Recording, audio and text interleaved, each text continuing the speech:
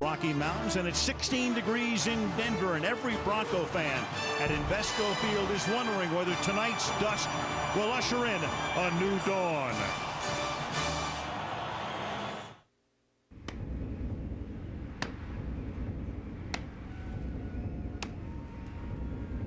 I've been waiting all day for this.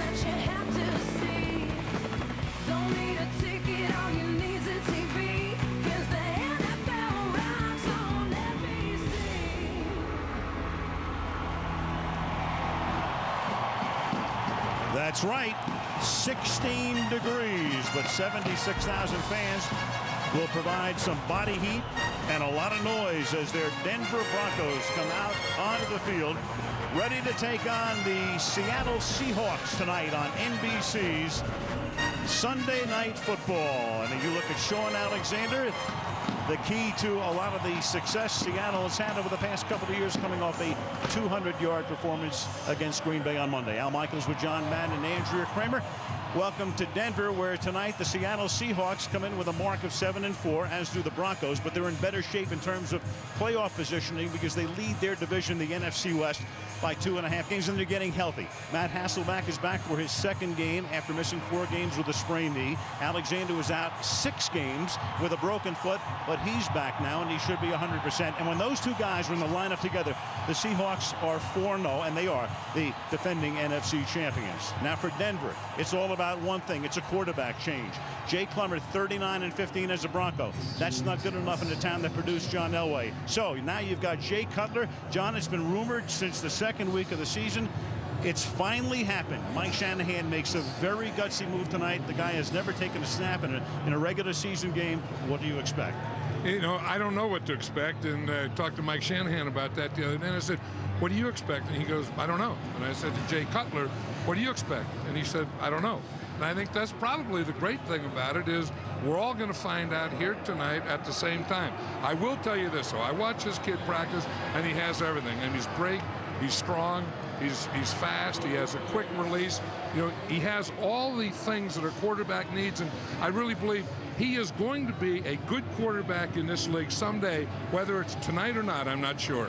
So an air of mystery certainly surrounding the Broncos. Now for Seattle, 7-4. They're not playing as well as they did last year at this time, and they eventually went to the Super Bowl, but they've gotten healthier. So as you look down the line, 5 games in December, what do you expect from this team? Well, you know, like Mike Holmgren was saying, now's the time to make the move, and I really believe that, and you want to be getting healthy at this time, and that's what the Seattle Seahawks are. You know, when you get Sean Alexander back, the MVP in the league, and then you get your starting quarterback back. Now, last week he was a little rusty.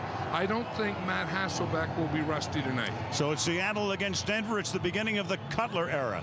If Jay had one wish tonight, what do you think it might be? It begins with a touchdown drive, and hopefully it ends with a touchdown drive. That's how I'd write it out if I could. I want to go out there and just have fun and do my thing that I've always done.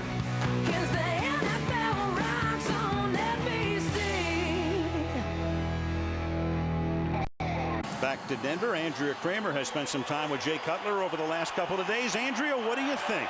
Well, Al, Jay Cutler and Brett Favre Favre share the same agent. So Favre got this message to the rookie. Go out and have fun, relax, and things will slow down for you. Now, Cutler told me he was distracted by all the attention on him this week, and he crammed so much, he hardly slept at all. But he said last night he was finally done thinking. He was in bed at 10 and said he had his best night of sleep all week. And he'll get to rest a little bit at the outset because Seattle's going to get the ball. They won the toss. Paul Ernster will kick off. And you see a lot of touchbacks here because of the thin air in Denver. Nate Burleson has become their run back guy, both kickoffs and punts. He's also their third wide receiver. And here we go with a line drive from Ernster, deep enough to get to the 1-yard line. Burleson up past the 20 and taken down at the 25. There's a flag down. Jerome Cox, who is now the starting strong safety in the absence of Nick Ferguson, makes the tackle in the open field. And a flag. Scott Green is the referee tonight. Officials in their new winter garb. He'll make the call. Holding, number 50, receiving team, 10-yard penalty, first down. That's Lance Laurie. Now, these teams used to be in the same division. They were AFC West rivals between 77 and 01, and the Seahawks hated coming in here. 4-20 here against the Broncos during that span. I don't think any team likes to come in here during that span. Nope. Mike Holmgren now with Seattle longer than he was at Green Bay. 7 years with the Packers, won a Super Bowl title, has a street named after him. 8th year with the Seahawks. 1st and 10. Crowd is already raucous. From the 14, Hasselbeck the quarterback. Alexander sent out into the pattern, out into the flat, and the pass is dropped by Jackson. Darrell Jackson will be 2nd down and 10. Let's see the Seahawk offense. Matt Hasselbeck, Boston College. Sean Alexander, Alabama. Max Strong, Georgia. Deion Branch, the University of Louisville. D-Jack, Florida Gator. Jeremy Stevens, UW. Walter Jones, Florida State. Floyd Womack, Mississippi State. Chris Spencer, Ole Miss. Chris Gray, Auburn. Tom Ashworth, Colorado. Still some injuries they're working through. We'll detail those, and that's a short pass caught by Branch, tackled by Darren Williams. Now, Hasselbeck is coming off the knee injury, the sprained knee, missed 4 games. And John and I talked about it in the pregame show. And we'll keep an eye now on that left hand with a small cracked bone between the index and ring finger. Yeah, when he came into our meeting last night, he had some big bandage on it and stem and electrodes going into it. And he seemed more concerned about his left hand than his right knee. 3rd down and 5. Protection is good, but so is the Broncos secondary coverage. And then that pass is dropped by Matt Strong. That wouldn't have been a first down anyway, but that's been a bugaboo for Seattle over the past few seasons, except for last year. Dropped passes, and they have 2 on the first series, and they'll punt. Yeah, and Larry Coyer, the defensive coordinator of the Broncos, says that the thing you have to do to Matt Hasselbeck is right here. Get him off his spot. Get him out of his rhythm. He's a rhythm quarterback, and if you let him get comfortable and get in a rhythm, he will eat you up. Ryan Plackemire, one of the few punters who was drafted, picked him in the 6th round out of Wake Forest. Not a good kick. And the catch is made on the run at the 45-yard line by Darren Williams. A flag is down on the run back, and he takes it to the 49-yard line. So we're going to see Jay Cutler in a second after Scott Green tells us about the penalty and puts the ball back down. I hope Jay Cutler starts thinking again. Andrew said he stopped thinking last night. I think you got to stop him and get him started again. Number 51, receiving team, 10-yard penalty, first down. That's Keith Burns. And so Jay Cutler, who played his college football at Vanderbilt, the 11th overall pick. Denver traded up to get him. Remember, Vince Young was taken by Tennessee. Matt Leinart was taken by Arizona. He was the 3rd quarterback selected. Denver was going to pick 15th. They traded up and got him in the 11th spot. And he has not taken a regular season snap. Plummer has played all 11 games, though Cutler played a lot in preseason. And Seattle scouting him by going through all 81 preseason snaps. Yeah, they put them all on one reel, so that's all they have on Jay Cutler, and that's all Jay Cutler has in the NFL, is what it was like in preseason. Tatum Bell is his running back, and they'll give it to Bell, who's been inactive for 3 of the last 4 games, tackled by Tatupu. Here is the Denver offense. Jay Cutler, Vanderbilt. Tatum Bell, Oklahoma State. Kyle Johnson, Syracuse. Rod Smith, Missouri Southern. Javon Walker, Florida State. Steven Alexander, Oklahoma. Offensive line, Eric Piers, left tackle. Ben Hamilton is the left guard. Tom Nalen is the center. The right guard is Cooper Carlisle, and George Foster reclaims his starting position because of an injury to Adam Meadows, who had taken over for Foster a few weeks ago. It is 2nd down and 5. And again, this is Tatum Bell, who's had 2 bad toes, and thus he has missed a lot of times over the last month. A lot of time, and it'll be 3rd down and 1. Here's the Seattle D. Bryce Fisher, U.S. Air Force Academy. Chuck Darby, South Carolina State. Rocky Bernard, Texas A&M. Grant Wistrom, Nebraska. Leroy Hill, Clemson. Loaf Tatupu, USC. Julian Peterson, Michigan State. Kelly Herndon, Twinsburg, Ohio. Ken Hamlin, Arkansas Razorbacks. Jordan Davenot, Southern Arkansas. Marcus Trufant, Washington State. Mike Holmgren telling us last night Trufant's probably been their best defensive player this season. It's a defense that's given up 20 or more points in 8 of their 11 games. That's a lot. 3rd and 1. Cutler throws, and his first pass is incomplete. Intended for Javon Walker, and Trufant, we just talked about him, is right there to help break it up. You're right, and he's going to match up on Javon Walker. We see here he's on Javon Walker on this, and he's going to be all night. Like you just said, he's their best corner, maybe their best defensive player, and they feel that Javon Walker is the biggest threat in this Bronco offense. So let it be duly noted, Cutler's era, what they hope will be the Cutler era, begins with 2 runs and an incomplete pass. Each team goes 3 and out. Ernster to punt. Fair catch called for and made at the 15-yard line by Nate Burleson. Back come the Seahawks on offense for the 2nd time with 12:22 to go in the opening quarter in Colorado. No score.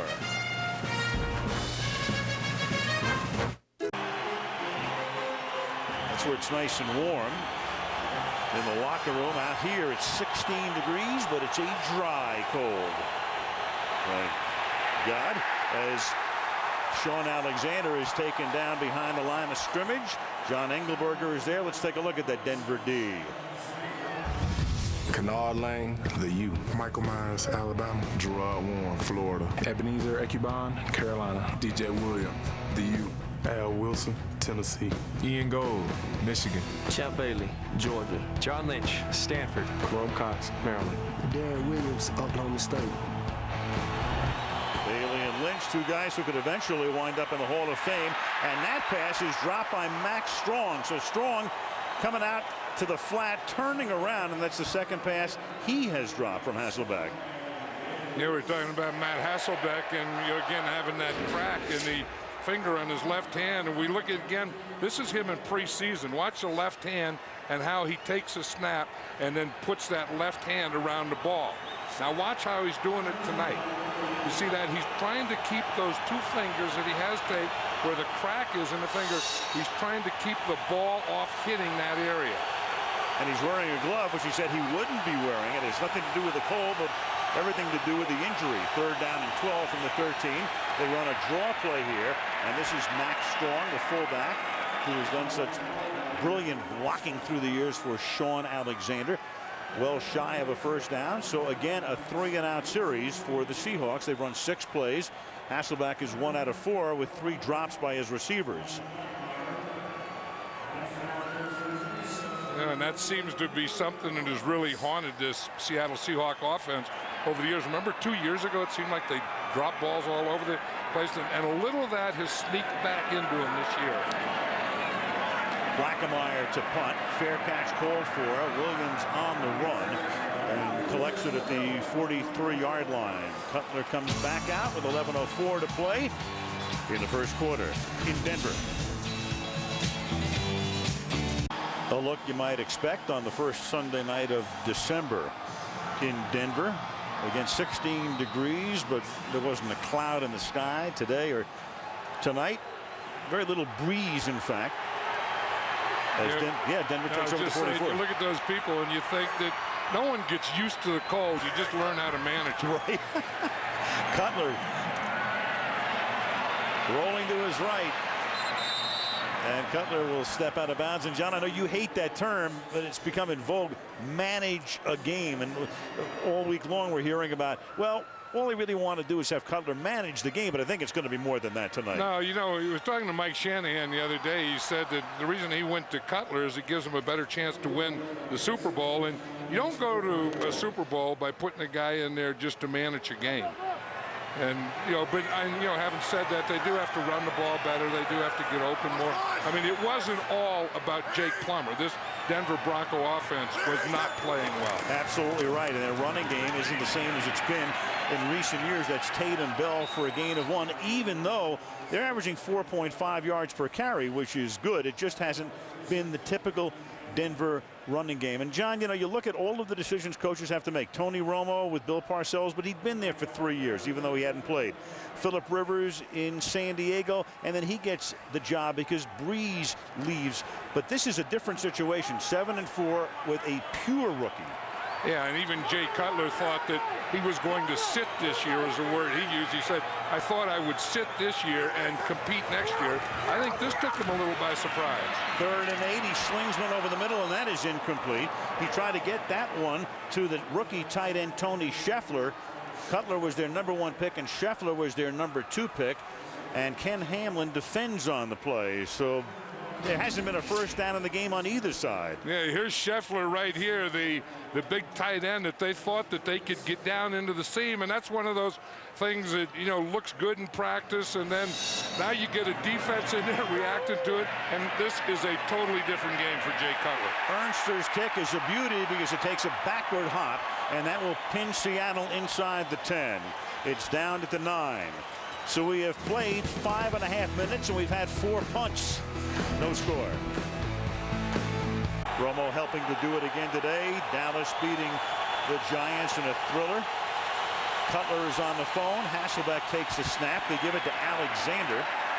Sean, gain of 2. Now Alexander in his second game back after missing 6 with a broken foot against Green Bay on Monday night at home in the snow, at least for the first half. 40 carries for 201 yards. By far the oldest player in NFL history to carry 40 times in a game. The next guy down on that list would have been Adrian Morrell, who was more than 2 years younger than Alexander when he did it as a Jet.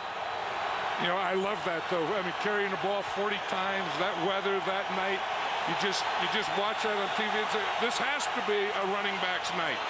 He was the MVP last year in the NFL. Starts right, comes back left, and chased down from behind by Ebenezer Ekuban.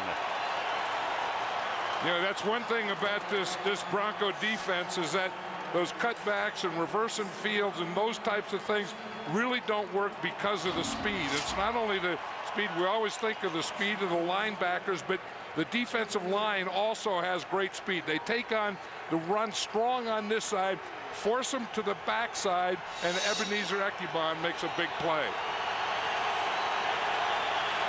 Most field, the Broncos the fastest set of linebackers in the league, maybe the fastest overall defense. On 3rd down and 10, Hasselbeck slings it to the outside. That's caught, but it'll be shy of a first down. Darrell Jackson makes the catch. Darren Williams with the tackle. Hasselbeck and the offense come off, and it's a punt fest. This will be the 5th punt of the game and the 3rd by Seattle. And it looks like they're punting bricks out there, too. If you just look at all the kicks, they have that special K ball, and then you get weather like tonight.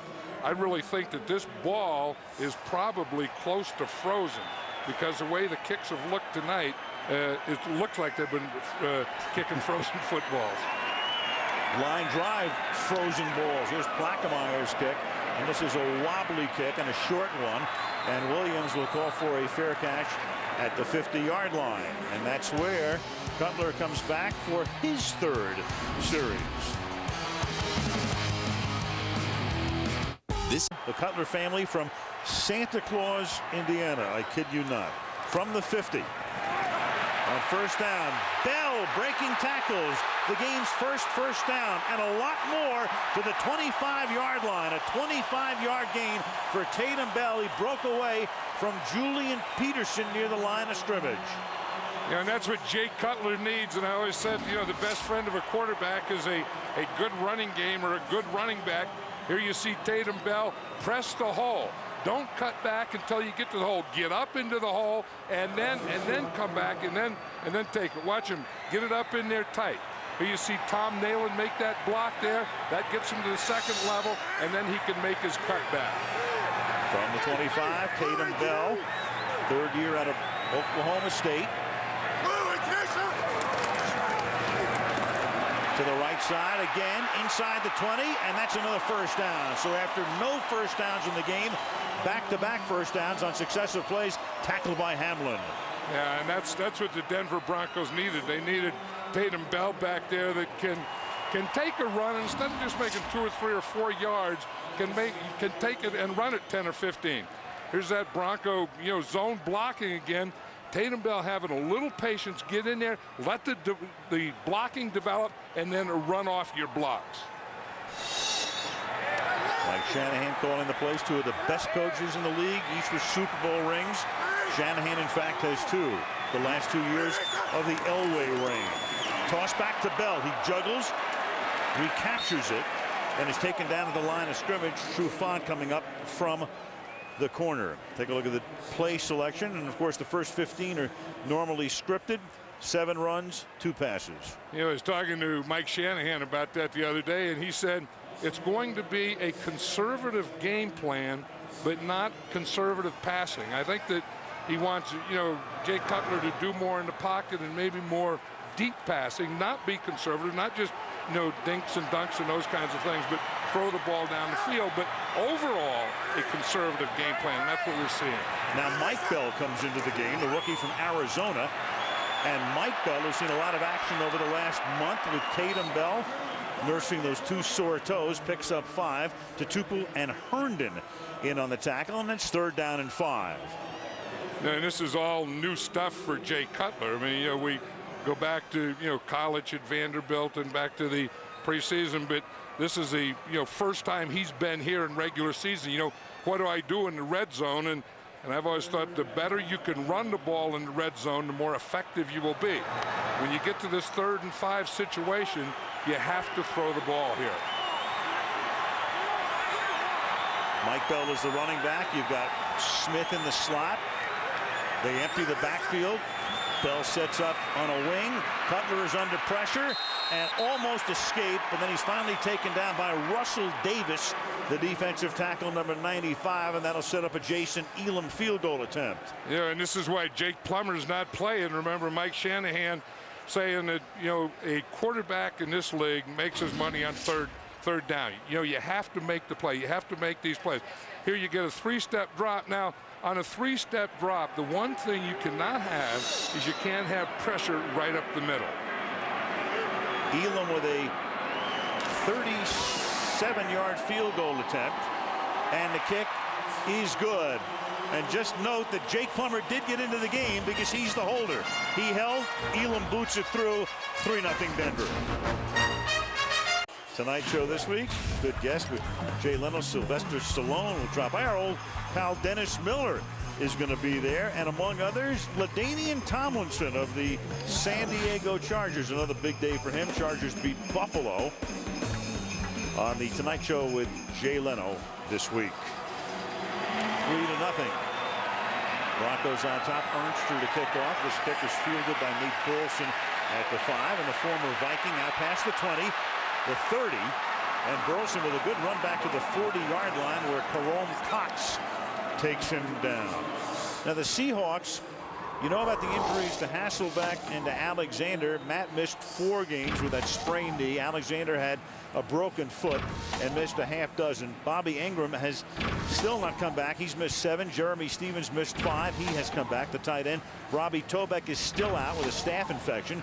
Porkchop Womack, 5 games missed, and he needs to be spelled from time to time. Sean Locklear is in uniform tonight, the starting right tackle, but not ready to play. Mike Holmgren said, I hope I don't have to play. And so Tom Ashworth, number 68, former Colorado Buffalo, gets the start. Now Alexander probing the left side, cuts it back, and takes it out to the 47, tackled by Kennard Lang.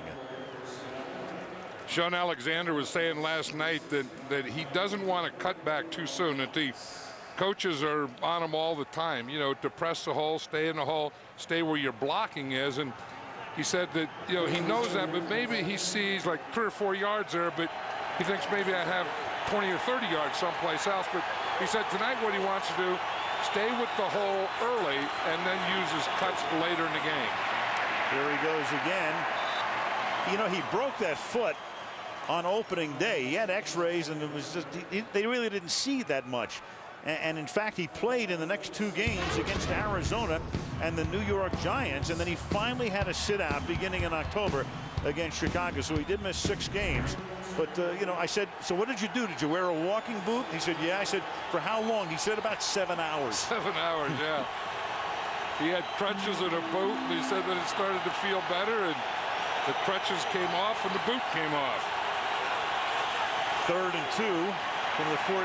Here he goes again. So 3 runs by Alexander, and that is a first down as he takes the ball to the 48-yard line. You know, the broken foot that he had is his left foot, but, you know, it's an old veteran move. You don't show which. If you look, he has a pad on his left foot, but he also has a pad, the same pad, on his right foot. You see, both feet have that same pad. So he's not going to say, you know, like some linebacker say, you know, which foot is it? I mean, here's the pads right here. You see them on both feet. And he's not going to put a target on himself. That's the first down for Seattle. Alexander comes out for a rest, and that brings Maurice Morris, who filled in for him over those 6 games, into the backfield. Short drop, pump fake, and then Hasselbeck will throw deep, and the receiver cut off his route. So Matt looking for Burleson to get down the field, offense, but it didn't count anyway. 5-yard penalty, first down. Whistle before the snap negates everything. You know, one thing Seattle's doing is a lot of 3 and 4 wide receivers, and you know that's not just for the passing game, but it's also for the running game. That if I go 4 wide receivers, if I spread you out and you spread your defense out with me, then I can run the ball. Now, if you want to stay in there tight to take away the run, to take away Sean Alexander, then I should have passing with my outside receivers. That last play sort of typical of the Denver crowd. They're so loud that nobody heard the whistle, and everybody ran the play as if it was a real play, but it wasn't. Delay of game. 1st and 15. Alexander's back in. Hasselbeck throwing short, caught. That's Jeremy Stevens, the tight end, and he's tackled at the 47. The Denver defense, John, earlier this year, they were on a record-setting pace, but now they sort of got exposed by Indianapolis and certainly by San Diego a couple of weeks, and they've come back more to the norm. Yeah, you know, the Indianapolis Colts and Peyton Manning are going to expose everyone. I think the thing that really took a lot out of this Bronco defense was the second half of that San Diego game when they had a 24-7 lead. You have to be able to protect that. And they couldn't. I mean, they were the main reason that they came into that game 7-2, and that is dropped. Darrell Jackson.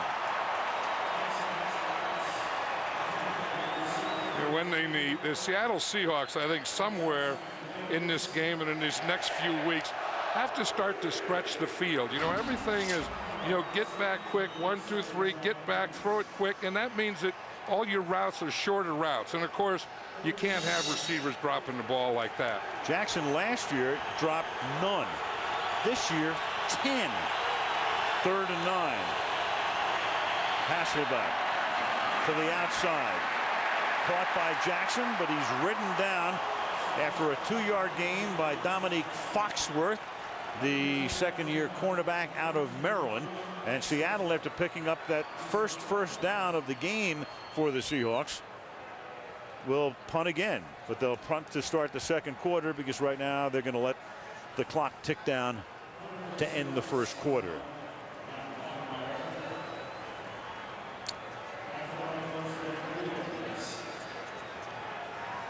And that's the way the period will end. The end of the first quarter with the score: the Denver Broncos 3, the Seattle Seahawks nothing.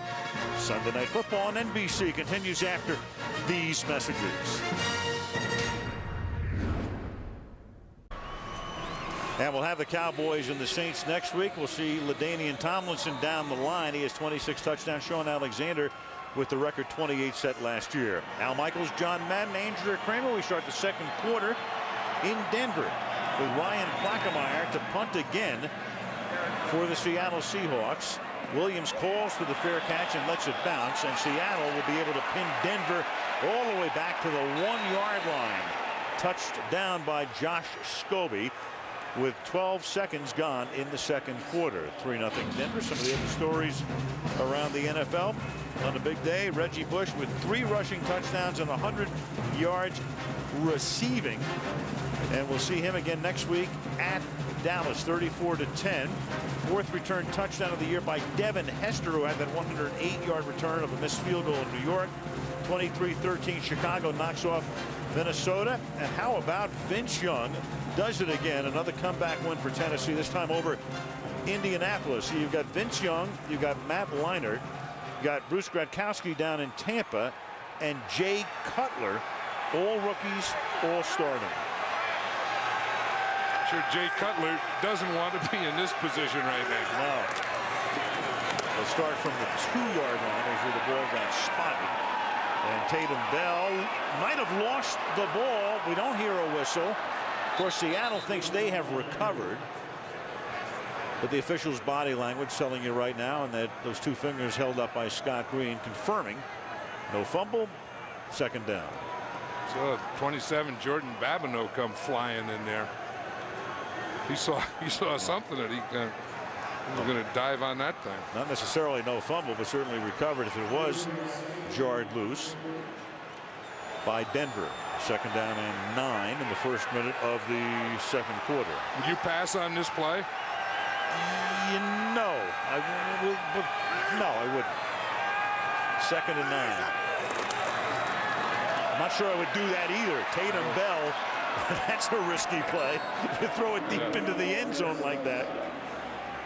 And it's third down. Again, let's go back to the theme of tonight's game is that move by Cutler. One of the interesting things is that Mike Shanahan said, I'm not just putting him in this week, and if he doesn't do well, it's Plummer again. He said, he's my guy. No, this is it, and it's going to be that way. And I think, this was known a long time ago that, when they moved up, they took Jay Cutler, the 11th pick in the first round. Mike Shanahan knew that he was going to be the starting quarterback in the Denver Broncos for a long time. It was only going to be, when is he going to start? And when came a little sooner than I thought it would. 3rd and 6 to the outside, and that's Cecil Sapp, who has to drop down just to secure it, so has no chance to advance it. They get it out to the 7-yard line, and that's all. Bryce Fisher put the heat on Cutler that time, and Denver is forced to kick, and Seattle will wind up with good field position for the first time. They've been starting all of their drives deep, and that's Ernster, and Ernster forgot his helmet as he ran out onto the. Here he comes. He knew he had something on his head. It just wasn't plastic. Fortunately, he has enough time on the play clock. I mean, kickers are squirrely, but that may have taken the cake. Oh, that's the top of the squirrel list. that's the full cake. But really, to be honest with you, he could play without a helmet. Yeah. That's what he's going to do. He won't do anything on this play. He hopes not. Burleson at the 49, and out of bounds he will go at the 45-yard line. That was wild. Denver 3, Seattle nothing. Throwback guy. In the Colorado State Capitol, it's now 15 degrees, down a degree from the kickoff. And this is Hasselbeck on first down, the Seattle's best starting field position. And that time he's able to get it in, and Jackson is able to hold on with good coverage that time by the Broncos at the 26-yard line. Darren Williams and Dominique Foxworth both there. Yeah, Dominic Foxworth is playing safety. So what they're doing is they're really playing with 3 corners and 1 safety. See, there's Dominic Foxworth. He's the inside guy. Darren Williams is the outside guy. So because there's so much 3 wide receivers, the Broncos are playing with 3 corners and 1 safety. Williams upset that he couldn't knock it down. Alexander has to come back to the right, and good improvisation. It looked like on the handoff, Hasselbeck got a little too close to Sean. There was nothing happening on the left side, so he spins around to the right side, picks up a couple, tackled by Champ Bailey. You know, we've talked about this anytime we do a Denver Bronco defensive game and you see Champ Bailey, that, you know, he hates that word cover corner because that means you don't tackle. But Champ Bailey is as big in the running game as he is in the passing game. The full package.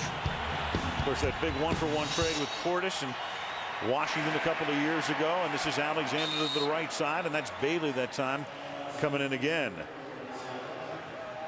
I mean, that's the thing with Champ Bailey. You know, Matt Hasselbeck was talking about him last night, and he says, you know, he said in the passing game, he said, I think I want to stay away from him because he's a guy that covers, you know, can do all those things that corners do, but he's always thinking of scoring a touchdown on you. You know, he doesn't play defense like a defensive player. He plays defense like a wide receiver. He said, so I'll probably go to the other side against Darren Williams. He said, but that's no easy deal either. You're looking for Champ Bailey in February, just go to Honolulu.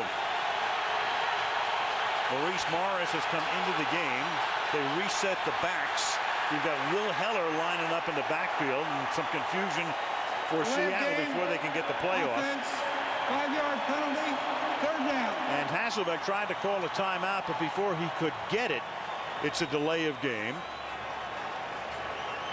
You know, and that was a big play because, you know, for the crowd, I mean, to not let them get that play off. And, you know, the crowds are getting to really help their defense more and more. I mean, what were they, third and 5, and right. Now 3rd and 10. I mean, that's a big difference. I mean, you know, 3rd and 5, you can still run the ball, you can still play action pass, you can do those things.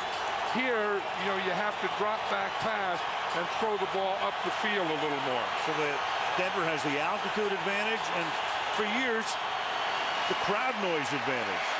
And this is Morris. Every home team, of course, has some crowd noise advantage, but through the years coming into Denver, and John, you and I have both done a ton of games in here. I mean, it's as loud as any stadium in the league. Right, and, you know, they have that whole thing, you know, mile high. It's still in the name of the stadium. They put it outside your locker. They always remind you of that, and that is a factor. And that's Walter Jones, and he is a factor. I think every Seahawks fan just spent that commercial break going, uh-oh, what happened to Walter Jones? Of course, he's one of the best of all time. He was down, but he got up and walked off under his own power. The great left tackle, could be the best in the game. Right, he is the best in the game, and he ran into Gerard Warren on that, who was coming his way on a stunt. 40-yard field goal attempt by Josh Brown is no good. Brown's had a great year, 3 game-winning kicks, but misses here. And Denver is able to maintain its lead. 9:36 to the half. 3-0 Broncos. I mean, I watched those guys growing up. They loved the game. They gave it all they could every time. And there is one of his heroes, John Elway, who won those 2 Super Bowls and then retired. And that's what you call riding off into a Rocky Mountain sunset. Well, if you could write it up and say, you know, when do you want to get out? How do you want to get out? John Elway's way. Meanwhile, Cutler fumbled the snap, and it's interesting. We were talking to him the other day, John, about not having taken any snaps with Tom Nalen until recently. You know, I couldn't believe that. You know, I asked him, you know, how many times he'd taken snaps from Tom Nalen, and he said he'd never taken a snap from Tom Nalen. Now, I couldn't believe that. And he said because the biggest problem he had on Wednesday was the snap, because Tom Nalen gets down low. So he has to get down lower, and he has to get his hands up in further.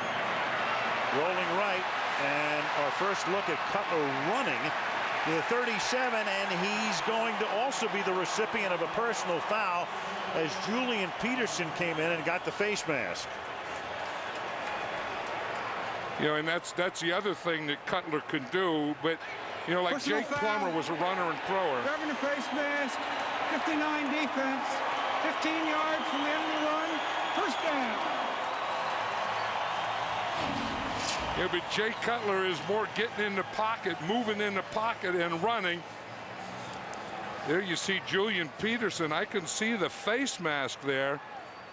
Well, I guess that is the 15-yard variety. Yep. And that moves the ball to the 49-yard line of the Seattle Seahawks. 8:50 to go in the half. Tatum Bell is the running back. Tatum Bell plugs ahead for a yard or two. He's tackled there by Grant Wistrom. And Jay Cutler was saying the other day, he said that, he goes in the huddle the first time. It's the first time he'd taken a snap from Tom Nalen. And he said he wasn't sure how to call the play, so he was calling it too quietly. And the guys were saying in the huddle, speak up, speak up. So then he said, okay, so he started to yell. And he's yelling the play, and they say, calm down, calm down. He said, I finally think I know how to call the play in the huddle now. A guy has been there too long to just be figuring that out. Trying to find a balance. Second down and 8. Ball at the 47-yard line. Fake to Bell. Rolling right. And then the pass is behind the rookie tight end. That's Scheffler. Again, Cutler picked number 1 and Scheffler picked number 2.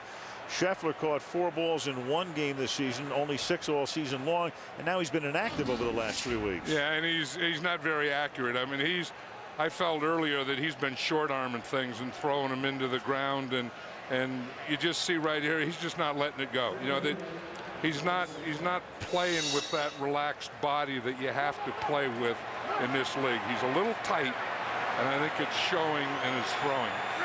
Funny, in every sport, you're a little tight, you're a little short, you're a little bit off in terms of the accuracy.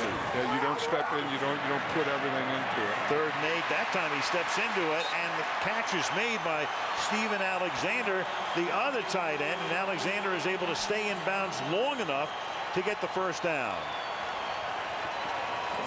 Yeah, and that one, as you say, that one got him out of it. I mean, this is the way he looked in practice the other day. Drop back, take your 5-step back, turn, and just get that ball out of there. I mean, he gets it out of there quickly and with a lot of velocity on it. He did not short arm that one. And then Darryl Taft came in at the end of the play to knock him down. 1st and 10. The ball is at the 38. Cutler is 2 of 5 for 10 yards. Bell. First down and a lot more inside the 20 and rolled out at the 8-yard line. Kyle Johnson and Ben Hamilton, the left guard and the fullback, provided the blocking up front. That's a gain of 30, and it's 1st and goal. And that's what Tatum Bell gives you is he's not only a very good runner, but he has good speed. And you can see right here, they pull Ben Hamilton. He leads on that play, but once Tatum Bell gets to that point, he is going to get another 15 or 20 yards because of his speed.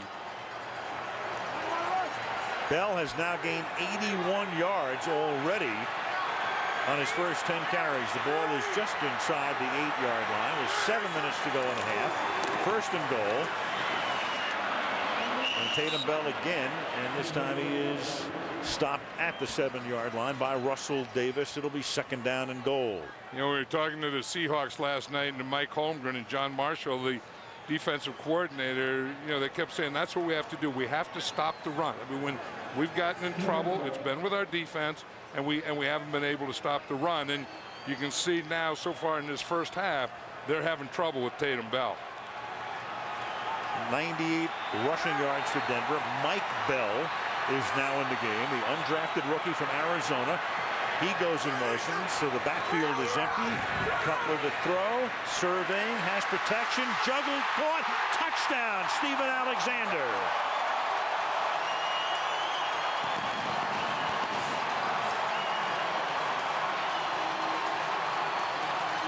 That's a matchup you want, Al. You get your tight end and their middle linebacker, Lofa Tatupu.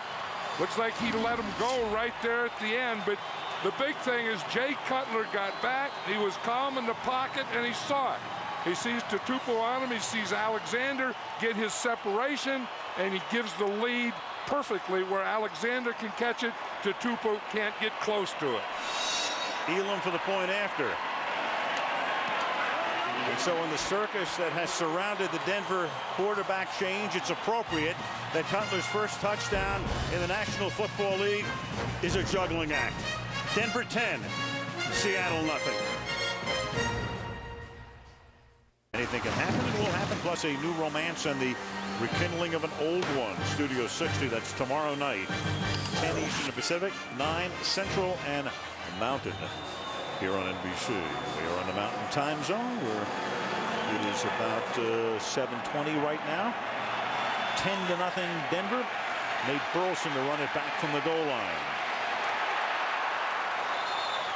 And he's upended at the 24. Carl Pima with the tackle. And of course our sympathies go out to our colleague Jerome Bettis and the entire Bettis family on the very untimely passing earlier this week of his dad Johnny, who well, the great thing about it is that with Jerome ending his career, Johnny was able to live long enough to see his son win the Super Bowl last year and then retired. And funeral tomorrow, and our sympathies to the Bettis family. Yeah, and I think that Johnny went to most of Jerome's games. I mean, Jerome's mother and father, all the way through Notre Dame into the NFL, they were always there for him. And you say everything goes out to Jerome because this has to be tough.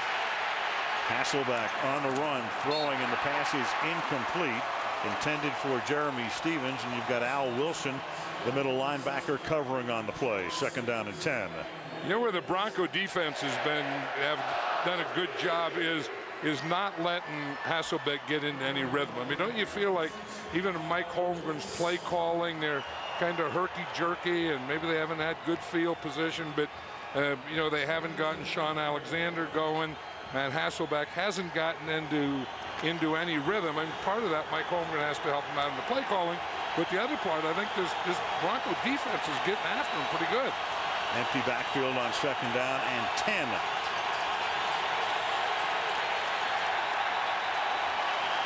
And Hasselbeck looking over toward the bench. The play clock was winding down, and you have another delay.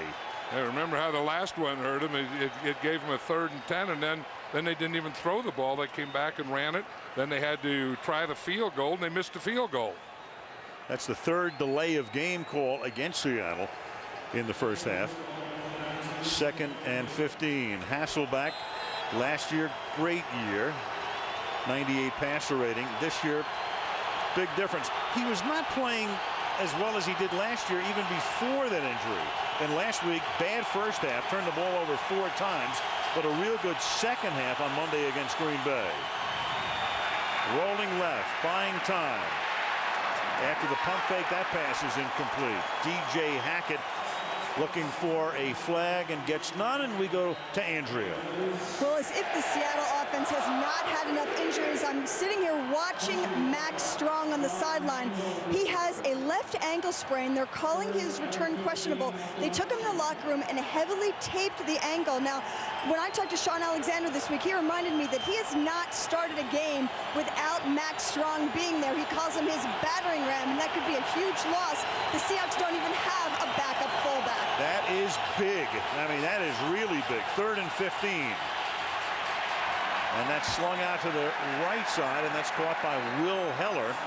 And so a short gain there. The good news for Seattle is that Walter Jones missed only that one play after he was shaken up early, the left tackle. And with 5.5 to go now in the half, Seattle doing nothing offensively.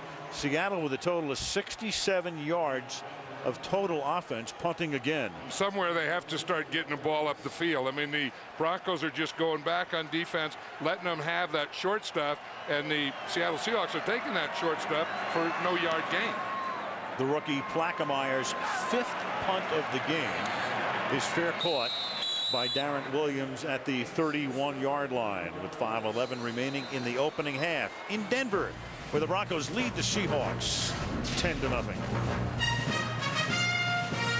The figure here is Barrelman Tim McKernan, Bronco fan extraordinary. This was yesterday. Now this is like, I guess, a dress rehearsal for tonight. So he comes out yesterday afternoon. It's snowing. Surveys the scene, but tonight he's in full garb with his wife Becky. Well, he just got out of the hospital yesterday when he went and did that. and his doctors told him that he couldn't be in the barrel tonight. And here's Cutler under pressure and just throws it up for grabs, and that is intercepted and run in for a touchdown by Darryl Tapp. And when you play in your first game in the NFL and you're under duress, and Bryce Fisher was the first guy to get in there, and then they spun him around, and he just threw it up, and it was tipped and intercepted, and a 25-yard return by Darryl Tapp, a rookie from Virginia Tech, first touchdown of his career. You know, and the one thing you do when you play the Denver Broncos, this backside end is always going to take care of the bootleg. And whether it's Jake Plummer or Jay Cutler, you are not going to let them get outside you. Now, I mean, stating the obvious here, when you get in this situation, as any quarterback, rookie quarterback, medium quarterback, old quarterback, just go down. Josh Brown for the point after. Of all the things that you couldn't do on that play, Jay Cutler did it. And Seattle is within 3 because of it. As every quarterback learns, sooner or later, there's a time to cut your losses, and that was the time, but he didn't.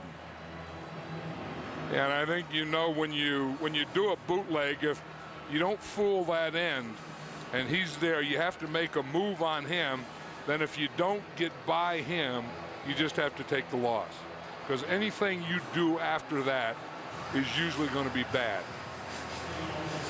And with the temperature now down to 14, Tapp, a rookie, who's having a good year, backing up Wistrom along the defensive front. Right, he's a very good pass rusher, and he, as you say, backs up Wistrom, and tonight he's also going to back up Bryce Fisher on the other side. They're going to get Tapp more plays. They're going to have him play both sides. Brian Clark will down it in the end zone, and they'll start at the 20-yard line. Another look now. See, if you watch Bryce Fisher here, he's not going to be blocked because everything goes away from him. See, everything starts this way, and you expect him to go for that run. Now, if he has good speed and good agility and checks it and doesn't let you get outside, then you have to do something obviously other than this. But Bryce Fisher is taught, you know, with your speed, you chase down that backside, but you always have control of the quarterback, not letting him get outside. And then Chuck Darby came in and got his hands around Cutler's legs as he released it. Now to the outside goes Bell, and Tatum Bell will pick up a first down. They'll spot the ball across the 30-yard line. He's finally run down by Leroy Hill. And Steven Alexander, who scored the Denver touchdown, is down on all fours. So an injury timeout, so signaled by Scott Green here. Tatum Bell now with 91 yards. We go to Andrea. All right, guys, now, as you know, draft picks, especially first-rounders, are put through a battery of tests and interviews. I talked to Titans head coach Jeff Fisher, and he told me that one of the questions that he asked Jay Cutler was, if you had a mulligan in life, what would you want to do over again? Well, Cutler said that he wouldn't use it now. He'd hold it for later. And Fisher told me that that showed a lot of self-confidence by Cutler. So what do you think, Al, especially since you're such an avid golfer? You think he might want that mulligan now that he threw that interception return for a touchdown? Absolutely, without question. That was the mulligan right there. That was it. But if you're going to save it, if you only have one in life, would you take it on that play? Not in my first game as a starter. Then I would. But you know what? I mean, that was a play. I doubt he'll make that play again for a long time. Well, there's something in your personality, though, that makes you make that play. I mean, you know, we don't know what his personality is or who he is, but Brett Favre made those kind of plays in his rookie year, and he's still making them today. And this is Bell with a burst through the middle, and Tatum Bell is over 100 yards. So a guy bothered by two toes that have been injured, one on each foot, a 17-yard gain here because of those sore toes. He's missed 3 of the last 4 games, but appears to be at 100% tonight. Yeah, when the Broncos get this zone blocking down, they do this better than anyone in football. And when the back, and if you have the kind of speed Tatum Bell has, then you can have the patience. You can wait for the block to develop, then use your burst and your speed. Now Bell again, and he'll take the ball right to the 50-yard line.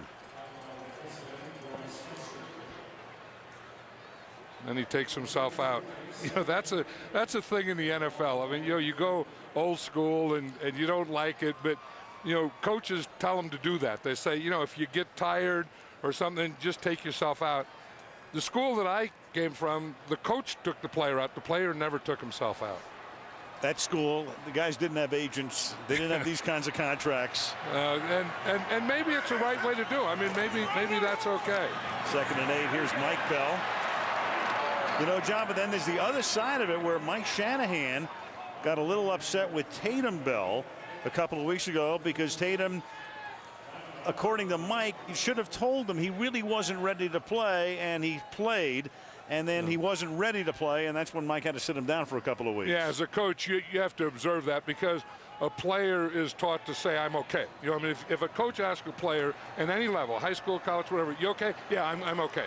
And if you ask a fighter in the corner, you okay? Yeah, I'm okay. The guy can't see. I mean, you know, everything is ringing in his head, but he will always tell the coach he's okay. The coach, it's what he sees, not what he hears. On 3rd and 4, that's a first down, and then Rod Smith drops it. It's his first catch of the night, and he puts it on the ground, and Seattle with another turnover here, and this is Julian Peterson who will run all the way down to the 35-yard line. So of all things, Rod Smith, the great receiver, 12th year out of Missouri Southern, covered and hit by Trufant, coughs the ball up, and Seattle's in business again. Yeah, it was interesting. Jay Cutler was saying the other night that Rod Smith is going to be his safety net. Rod Smith is the outside receiver. He said, if I need a guy to go to, he's the old vet. He's the guy that I want to go to. He does, and look what happens. I mean, Rod Smith, he was getting ready for that hit, too. I mean, it wasn't one of those things that he was getting ready to make a big run. He was getting ready for the hit. Trufant knocking it out with his helmet. And now Alexander having to play without the benefit of the blocking back. Max Strong is taken down at the line of scrimmage. The thing that he still has over there is Walter Jones, that big left tackle we talked about before, as being the best offensive lineman in football. And you may not have your fullback, but I like that left side of the line. Here's Hasselbeck. And he's under pressure, and they have to have, as Andrea mentioned, there's no backup to Max Strong, so they move the tight end Will Heller into that spot as we come to the 2-minute warning with 1:57 to play in the half. 3-point Denver lead. Costas and the gang are hard by that skating rink at 30 Rock. They'll talk to Chad Johnson of the Bengals at halftime. Biggest stories of the day, including Reggie Bush's day. Cowboys take control Toyota halftime show coming up at the half. Here is on 2nd and 10 Hasselbeck's pass intended for Jeremy Stevens, and that is incomplete. Dominique Foxworth covering on the play, 3rd down. You know, I think Matt Hasselbeck still has a little rust on him, and his mechanics don't look good. I mean, his elbow's a little low, and he said that's one thing. Even his brother Tim Hasselbeck called him last week and said, hey, your elbow's too low, you know, get your elbow up. And he said he had a tendency last week to have it down, and tonight he looks like that elbow is going down on him again. That was the 3rd down play. This is 4th down and a 53-yard attempt by Brown with flags down all over the field. The kick was wide.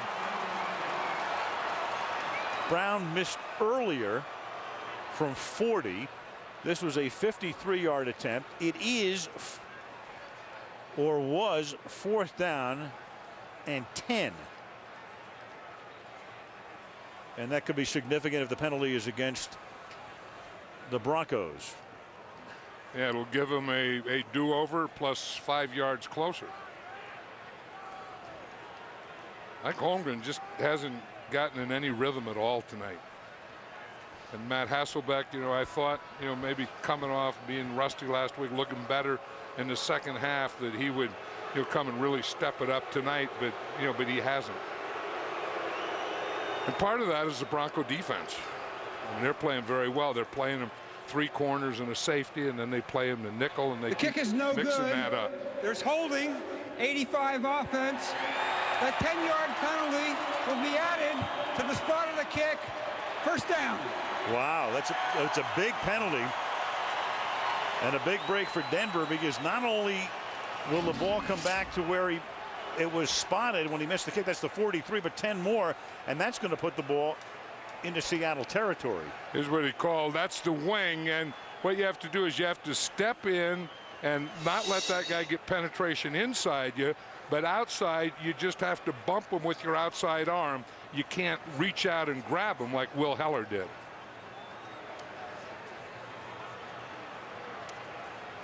Don't you have the feeling that Hasselbeck is pressing a little in this first half? Very much so, and it kind of looks like that first half he played on Monday against Green Bay. Now, he had a great second half, but he threw 3 picks and fumbled in the first half against the Packers.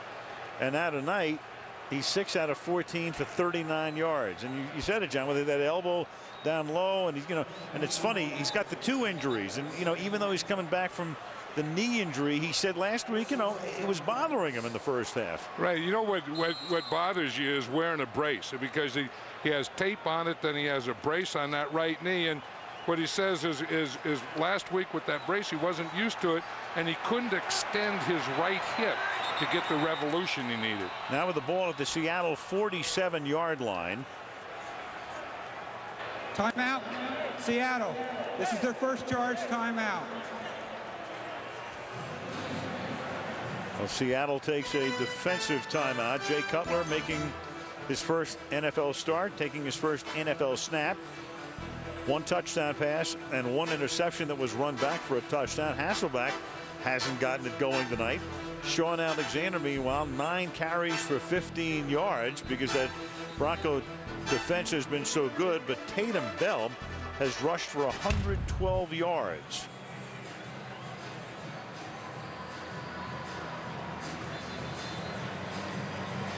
I'm wondering if I'm just trying to figure out what Holmgren is. Holmgren called the timeout because he wanted Scott Green to come over.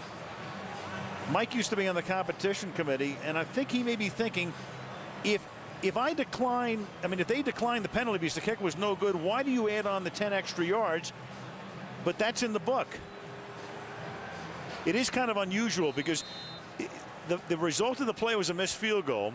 So you decline the penalty, but in this case, not only do you get the result of the play, but the penalty's tacked on. Right, and just getting the ball back at the spot should be enough, shouldn't it? It should be. That's insult to injury, and that is a short grab by Javon Walker. And that's a guy you haven't heard a lot of lately. He's their big play guy, and if they're going to have big plays in the passing game, it's going to be Javon Walker making it. Screen to Bell, gets a block, picks up a first down, and he takes the ball to the 34-yard line. Denver has all of its timeouts. Jay Cutler wants to use one right now. So with 1:17, it'll be first down at the Seattle 34-yard line. So next week, we get to see Tony Romo. We get to see the Cowboys. We get to see Drew Brees. We get to see Deuce McAllister and Reggie Bush as the Saints, one of the big stories in the league this year. Tremendous season. Sean Payton at the helm go into Big D to face the Cowboys. Bush today 4 touchdowns, 3 on the ground. Huge day as they beat San Francisco. And in a thriller, Romo throwing a pass to Jason Witten, moving them into field goal position at the end, where Gramatica, who replaced Vanderjagt this week, kicks the field goal. We talked about it on the pregame show. Bill Parcells goes from a guy who looks like he can't wait to go back to Saratoga to a guy who may now coach longer than George Halas. Right, and he made those moves, though. It's a lot easier in life to stand pat than to make a move, and it takes a lot of guts to make a move. And he made it with Tony Romo, and that just changed everything around, in my mind. And then, of course, today, like I said, Martin Gramatica, kicks that winning field goal for him.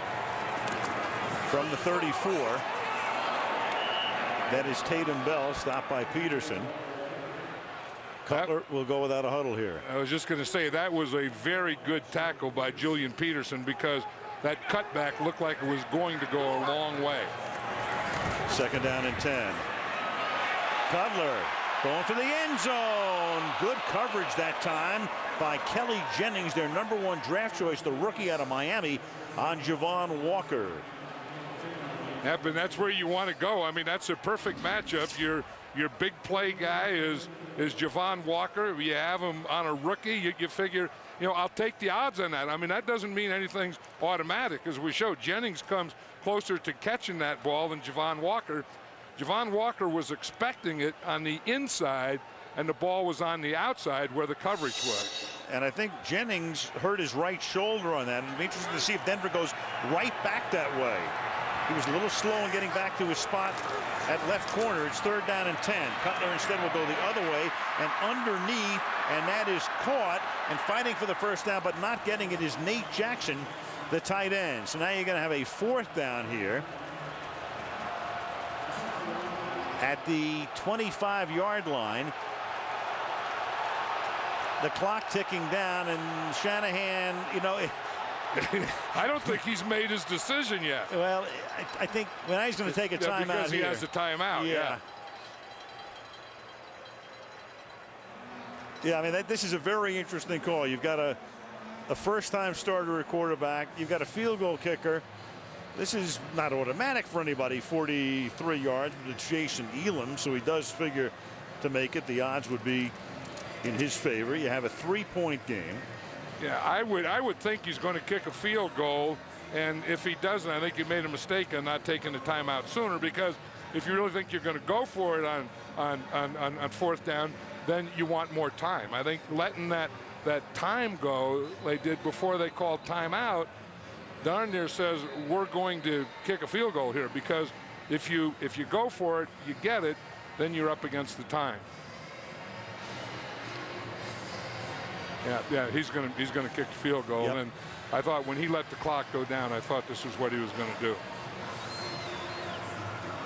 By the way, when Holmgren called that timeout to go over to Scott Green, the rule that is in effect now, where you get the result of the play and the penalty tacked on, was just put in this year. So Mike, who knew the rule book inside out, came off the competition committee and wanted to check it again with Green. That is the ruling as of this year. Now this is the toughest thing in this league, to figure out the ruling. Meanwhile, you've got Elam taking the snap and picking up the first down at the 22-yard line. But now the clock is running. You still have to take a timeout. I mean, that's all well and good, but you know what this is going to amount to? It's going to amount to taking a timeout and kicking a field goal again. It's going to amount to nothing. Yeah, I know. They better take a timeout. Right. If he's going to go for it on 4th down, he wasted too much time before he took the timeout. Yeah. If he let that time go, then you have to kick the field goal. Yeah. So that didn't make sense either way. And I'm wondering what, with the way Shanahan's looking at Elam, it's like, well, wait a second, what was this all about? Plummer is the holder. He puts it down. He tosses it back to Elam. I wonder if that was one of those automatic things. Sometimes coaches do that. Okay, if we see this defense, if their field goal block is lined up like this, we want to use this play. But you don't want to use it in this situation. No, in the meantime, it looked like his hamstring got a little stretched out here. Yeah, I don't think I would want Elam running option plays for me. First carry ever, now a 41-yard attempt for Elam. And it's good, but I'll tell you, he's limping away. He's limping away. He hurt himself on that play. And that could be a huge loss for the Denver Broncos. Another look here. Here's a play, and well, that's a field goal there. I mean, I don't think he hurt it there, Al. I think he hurt it on the play before. No question. Absolutely. You could see it happen. Halftime, the score is 13-7 Denver. Bob and the gang coming up on the Toyota Halftime Show on the other side of the break.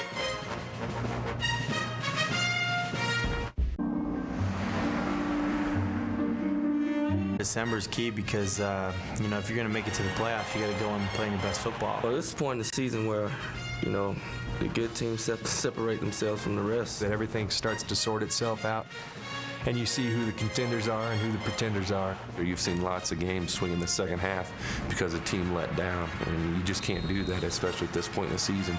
You have to be able to go out and play 4 quarters of good football. If you don't finish the game, who cares what you did in the first half? You can't quit. Whatever happens, you can't quit. 8-4 is a heck of a lot better than 7-5, and we're both playing for the playoffs right now. We're in a little bit of slump, but we got to break out of it, and what better way to do that than on Sunday night on NBC, national TV.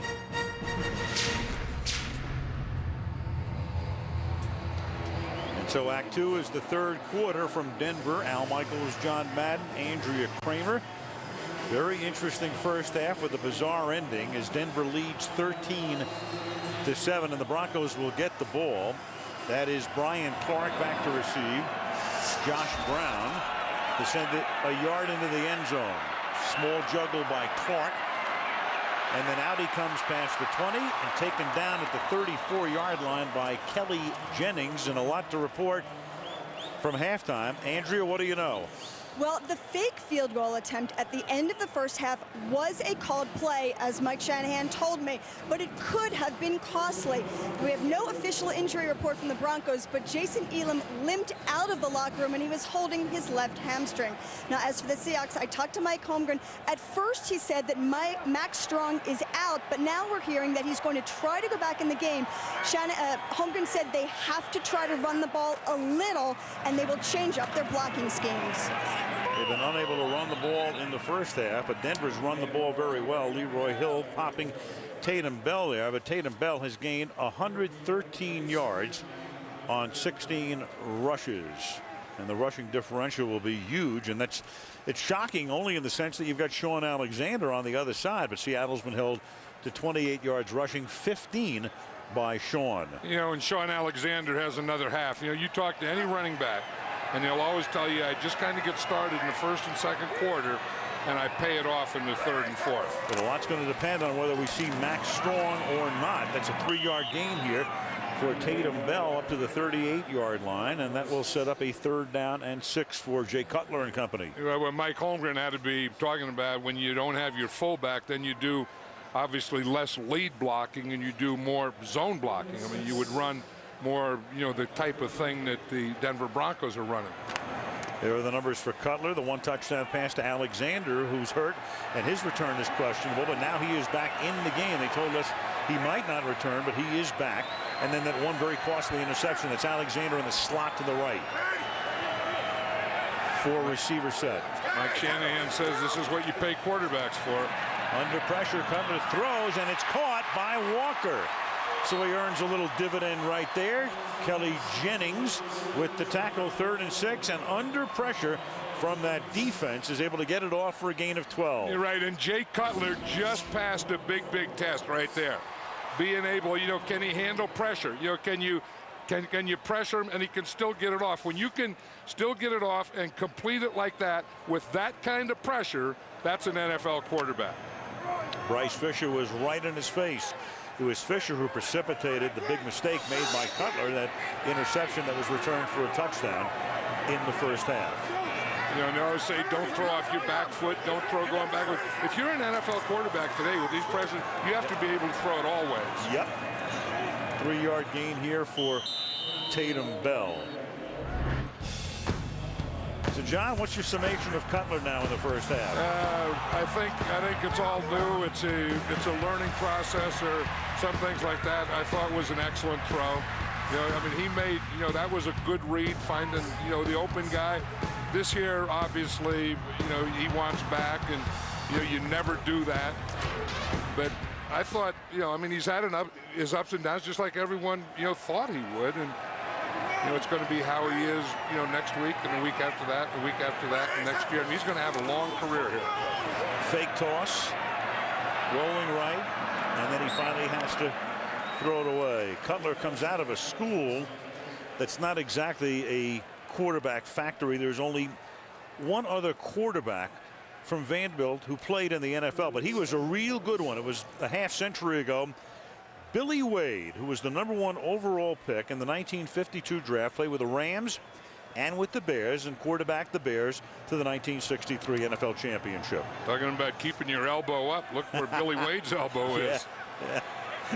Yeah, but I don't know that Jay Cutler, coming out of high school, could have gone to a football factory. In fact, the only one that wanted him to play quarterback was Vanderbilt, and they gave him a half a day to decide. On 3rd and 7, that is caught by Tony Scheffler, the rookie tight end. So a big 3rd down conversion again And he's 2 for 2 on 3rd down here on this drive. You know, and big tests. He passed a couple of big tests here. One was getting the ball out under pressure, and this one here just making the read, getting the ball out of there quickly and throwing it to Scheffler the way he did. I mean, he had a window there, and as he learns and he knows the windows are a little smaller in the NFL than they are in college, but he threw it in that small NFL window.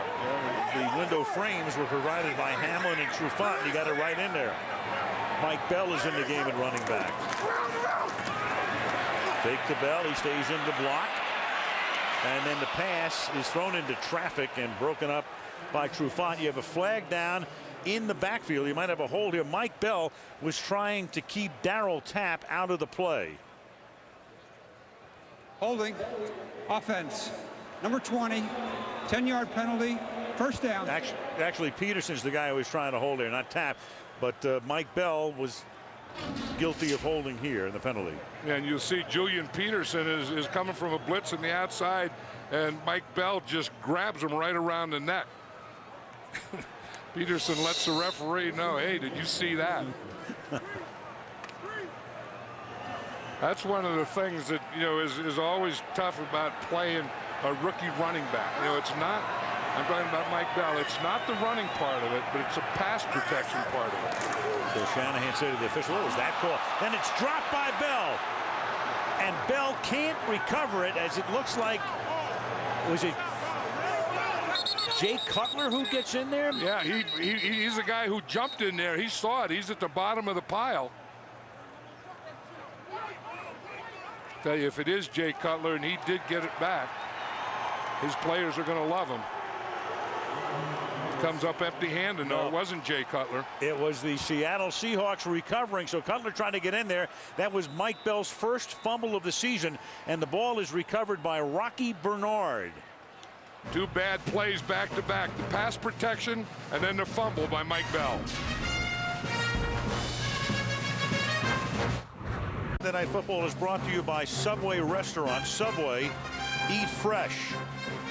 By Citizen Watch.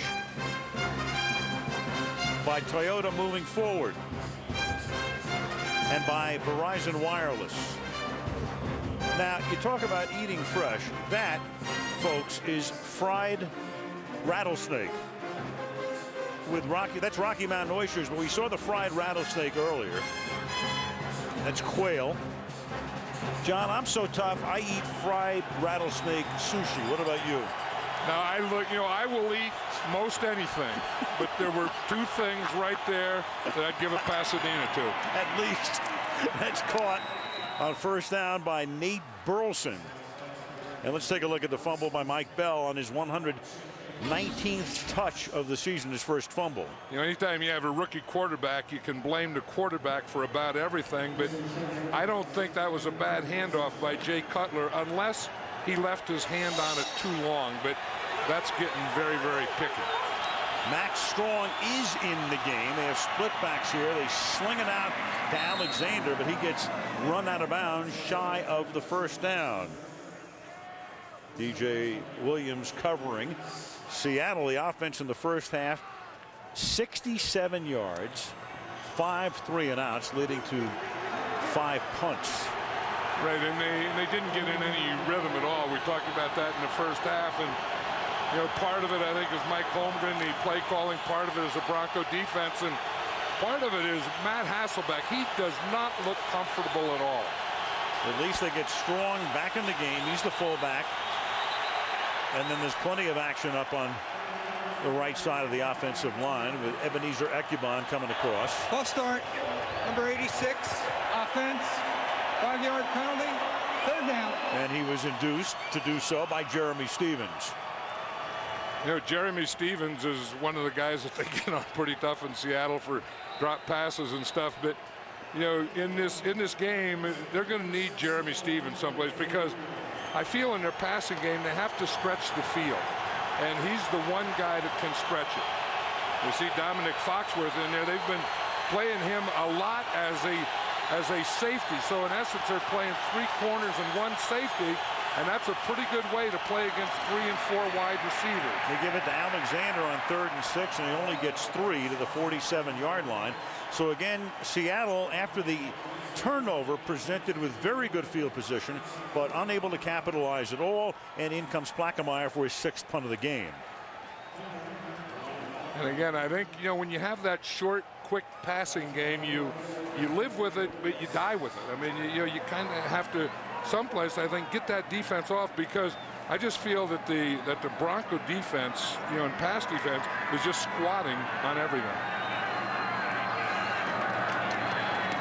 Plaquemire drops the nose of the ball down to put a little backspin on it, and then it's fair caught at the 11-yard line by Darren Williams. 8:40 remaining in the 3rd quarter. The Denver Broncos with the ball and a 6-point lead.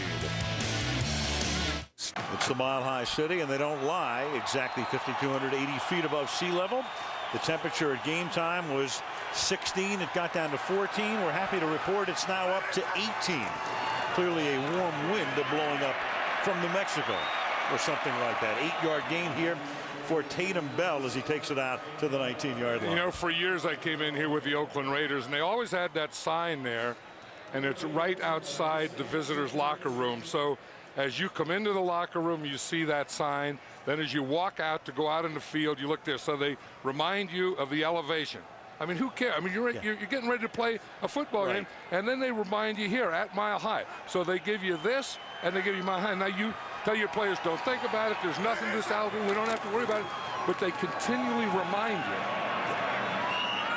You got to put blinkers on them when they come in. And bring oxygen. You know, I mean, we studied this over the years. You know, how do you do it? How do you play in Denver, Mile High, the altitude and all that stuff? And we come up with the answer is you just get in here as late as you can the night before, and obviously you leave right after the game. The answer is you don't spend a lot of time here. And you don't think about it. You're right. It's like jet lag. You know, you can obsess over jet lag, but you can see Denver, the great home record since 2001. And interesting to note Seattle with a tremendous advantage at home. And it's been that way for most of the history of the Bronco franchise outside of the first few years when they were simply awful.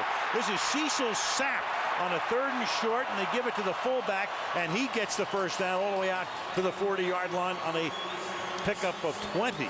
Yeah, we're seeing that more and more where they hand the short yardage play to the fullback, and I think that's smart because he's closer to the line of scrimmage. You know, that tailback now is getting so deep. You see the tailback here. Now you look at the fullback up there, and he's closer to the line of scrimmage, so he can get the ball, and boom, right now he's at the line of scrimmage. You know, and you get that tailback, and he's 7 or 8 yards deep, and he has to run 9 yards to gain 1 yard in short yardage. Denver now with 170 rushing yards against Seattle. Cutler lets it go, and that pass is incomplete.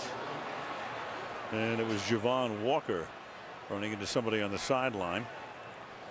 Well, Javon Walker should have run into someone on the sideline because he was too close to it and really didn't give Jay Cutler much of a chance to throw anything there. It was interesting. The Seahawks started with Marcus Trufant playing on Javon Walker, and now in that last play, and plays before that, Kelly Herndon was over there. Trufant, we mentioned earlier, Mike Holmgren telling us yesterday, probably been their best defensive player of the season. 2nd down and 10. Rolling right. Cutler throwing, and it's incomplete and knocked away by Leroy Hill, who was drafted last year in the 3rd round. He had Hill and Lofa Tatupu, 2 rookies last year, both starting in the Super Bowl. Yeah, the Seahawks came on a blitz on that one, and I'm surprised that Mike Shanahan keeps going to the bootleg, because usually if they take away the bootleg the way the Seattle Seahawks have, usually the inside running's there, so he'll stay with that. If they take away the inside running, that's usually when he goes to his bootleg game, and he's been having Jay Cutler bootleg, and it really hasn't been there once all night. 3rd and 10. Mike Bell is back in the game. Seahawks show blitz. Cutler stumbles, and he has no chance to get rid of it. He just has to eat it as Hill comes in for the sack. I thought the Seahawks were going to do more of that early, because that's what they said. You know, when you get a rookie quarterback, we want to give him an early pressure, you know, and see how he does. Here's the pressure right here. They get a free rusher coming up the middle, a guy coming from the outside. When he feels that time he was smart. I mean, there's nothing you can do. There's nothing left. Just take the loss. Here's Ernster, the punter, who may turn out to be the field goal kicker as well. We'll check on Jason Elam, who was hurt at the end of the first half.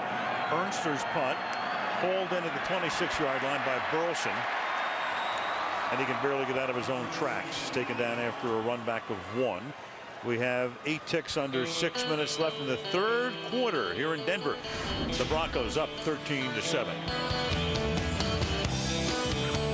John Matt Hasselbeck having a rough night. When you look at him in pregame warm-up, there he is with his quarterback coach Jim Zorn. He's explaining that thing I was talking about earlier, that with the right knee and the brace, he can't get that hip rotation in.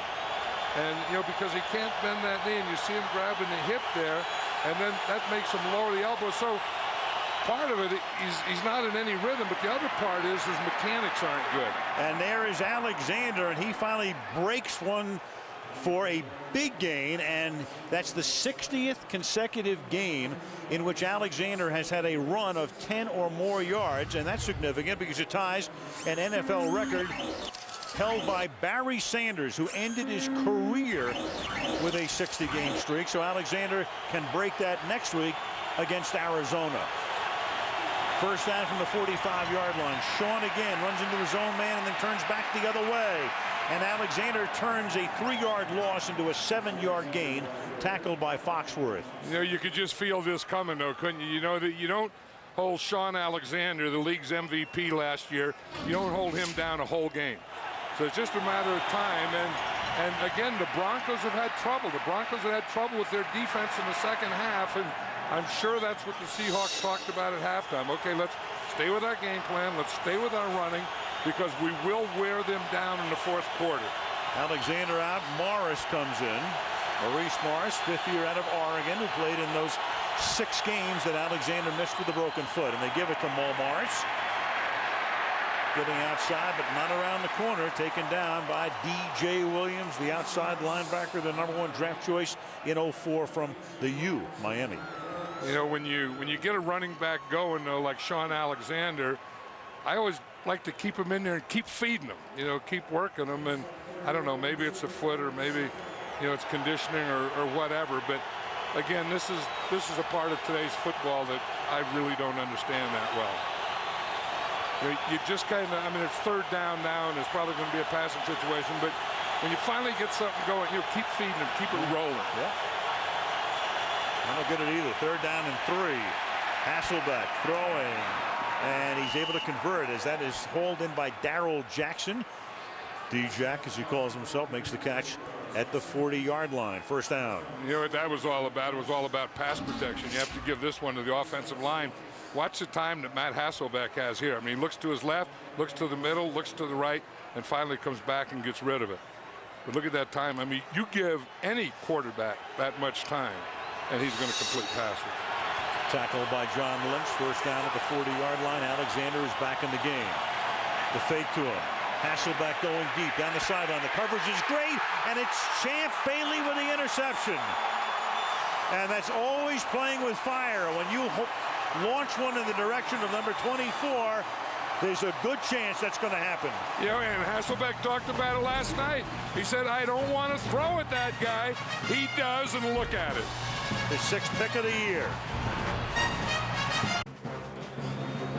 Sunday Night Football being brought to you by Wendy's. Get in the middle of flavor. Do Wendy's new double melt and do what tastes right. Downtown Denver, Colorado on this 18-degree evening. First down after the pick by Bailey. Tatum Bell is the running back. They start this drive from the 20. Denver is up by 6. They give it to Bell. He'll pick up 3 and go back to the pick by Bailey. If you watch Champ Bailey out here, he's looking right in at the quarterback. Now, it's a vision thing where he is going to read the drop of the quarterback. He reads 3-step drop, 5-step drop. Now, in that one, he sees play action pass. And he knows when he reads that, that is when the Seattle Seahawks go vertical. So he just starts running. He's watching Hasselbeck all the way, sees the ball leave his hands, and makes a play on it. Look at this. Yeah, look where he's made those interceptions. I mean, he gets down there, and that is batted away. I mean, with all of those interceptions inside the 3-yard line, if he were a goalie in the NHL, he'd win the Vezina Trophy every year. You just couldn't get it past him. He sees that goal line, and that's his, not yours. Yeah, but wouldn't you think that the opponents would figure that out and say, okay, I mean, let's get our other receivers. Let's go to the left. Let's put the guy in the slot. Let's just move him where we want him and then not throw there. Right. I mean, especially when you go into the end zone, because that's where he gets all his interceptions. And Matt Hasselbeck knew that. I mean, sure. we talked about it last night, so it wasn't something, oh, geez, this is a surprise. Yep. To your point, I mean, they finally started rolling, then all of a sudden you go for the whole enchilada on one play, and the next thing you know, you turn the ball over. And on 3rd down and 7, the pass intended for Walker is incomplete. Jennings covering. Hamlin came over to help. In comes the punting group. Yeah, and I think that's a part of the game plan that Mike Shanahan was talking about, that, it's going to be a conservative game plan, but the passing game isn't going to be conservative. And I think these shots that Jay Cutler is taking to Javon Walker are the parts that he's talking about.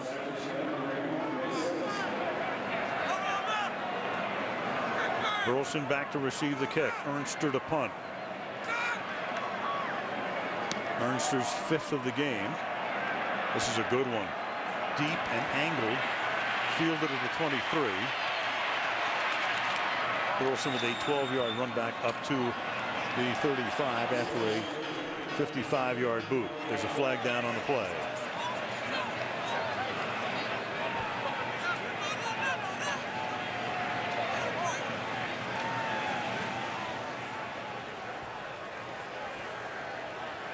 Scott Green.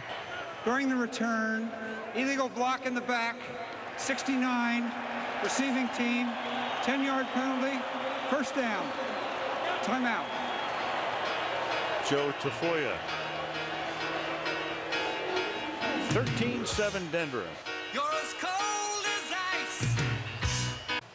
Tomorrow here on NBC, the hit Heroes, the last episode until the new year. Surprise endings every week. You haven't seen anything yet. Heroes tomorrow night right here on NBC. That was the Colorado State Capitol, and here goes Sean Alexander on 1st down for a gain of 12. So earlier a run of 18, and this time Alexander for 12 and a 1st down to the 38-yard line.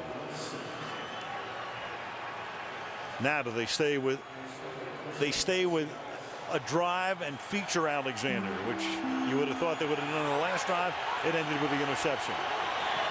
Sean again, and this time Denver is equal to the task. The right side of that defensive line, Michael Myers leading the way, number 96. Again, what the Broncos are doing on defense, I think, is pretty good. They're playing them with 3 corners when they put Dominic Foxworth in for Jerome Cox, and then they have 3 corners and 1 safety, that safety being John Lynch. So in essence, they're down there playing them 3 corners if they want to play 3 receivers, and then they have John Lynch as an extra linebacker, so that's almost like 4 linebackers. 2nd and 13, the pass a little behind Deion Branch, and it's the first time we've talked about him tonight as he makes the catch up at the 45. The former Patriot, the Super Bowl MVP winner a couple of seasons ago, came over, had a contract squabble with New England, dealt to Seattle at the beginning of the season. First catch of the game. Second. So Branch to the 45-yard line, 3rd down and 3. Maurice Morris comes back into the game. Alexander out. Hasselbeck. And that's incomplete, and Jackson started to stumble.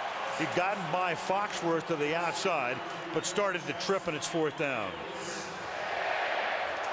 So, John, what do we say? I mean, you start with an Alexander run, and that's the end of that. Yeah, and then, it has to be a successful run, or you have to come back with it on 2nd down, and that's a problem. We always say you have to run, but you have to run successfully.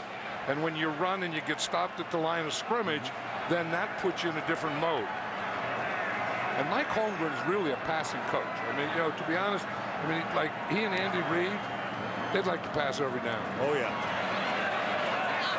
That punt drops at the 4 and then spins sideways. Oh, amazing. How perfect was that?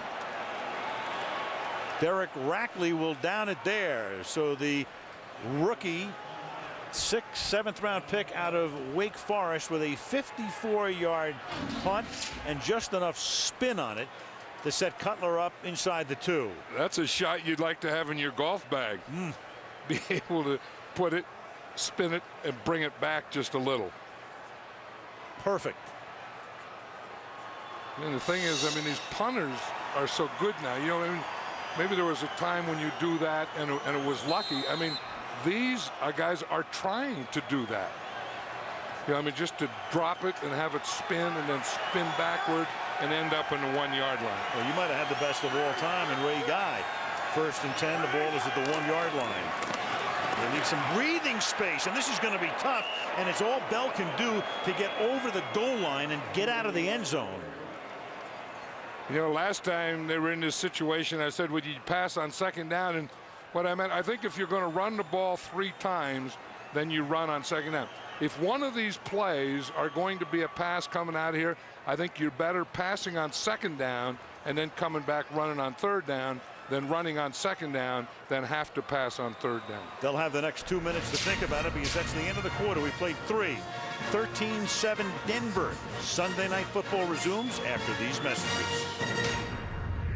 To Denver we come. Al Michaels, John Madden, Andrea Kramer. We start the 4th quarter. This was moments ago. You had, it looked like an NBA game. You had the dancers out in the end zone here, and then there were the Broncos. Yeah, they were trying to huddle up, and they couldn't huddle up because where they would huddle up is where the dancers are. And they finally got the dancers off, and then the Broncos could go back and huddle up and call this play.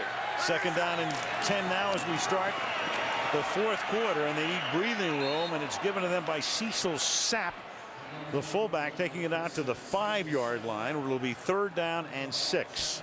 You know, again, that's a pretty good call of just giving it to the fullback because he's the closest guy to the line of scrimmage, and we're seeing more and more of that in football. And I think it's not only short yardage and goal line, but it's also coming out. I mean, this is like a goal line play. I mean, you go 2 tight ends and you use goal line plays, obviously, when you're on the goal line going in, but you also use those plays when you're on the goal line coming out. 3rd and 6. Cutler under pressure, and he gets wrapped up and taken down. Bryce Fisher is in there again. Julian Peterson blitzed from the outside, and Cutler just had to cover up and make sure he didn't lose the ball. Right, and that's what John Marshall was talking about, you know, that in passing situations, we want to give him pressure. We want to give him the blitz. And that's what they did. You see 59 Peterson comes right in his face. I mean, he goes to look, and this is stuff you don't see in practice. This is stuff you don't see in minicamps. This is stuff you don't see running a scout team. This will be a short snap and a fast kick by Ernster, who sets up in the back of the end zone. So the line of scrimmage is the 2. He's about 4 or 5 yards shy of where he'd normally line up, so he has to get rid of it in a hurry, and he does. And the kick is taken in by Burleson at the 42, and he's taken down from behind by Jerome Cox at the 36. But the Seahawks have excellent field position with 13.5 to play in regulation. Now the Seahawks are in pretty good shape. If this game is more important to one team or the other, I would suggest it's Denver, only because of what division they're in. 49ers and St. Louis each lost today. So even with a Seattle loss, they would still be 2 games up. They're the division leaders. Meanwhile, for the Denver Broncos, as you look at the rest of the NFC at the moment, they are in a division where the San Diego Chargers have a 2.5 game advantage, and Denver's not looking at a division crown to get into the playoffs. They're looking at a wild card. I'll tell you, this is a big, big drive for the Seattle Seahawks. Alexander to the outside and finally gets run out of bounds after a gain of close to 6 by Darren Williams.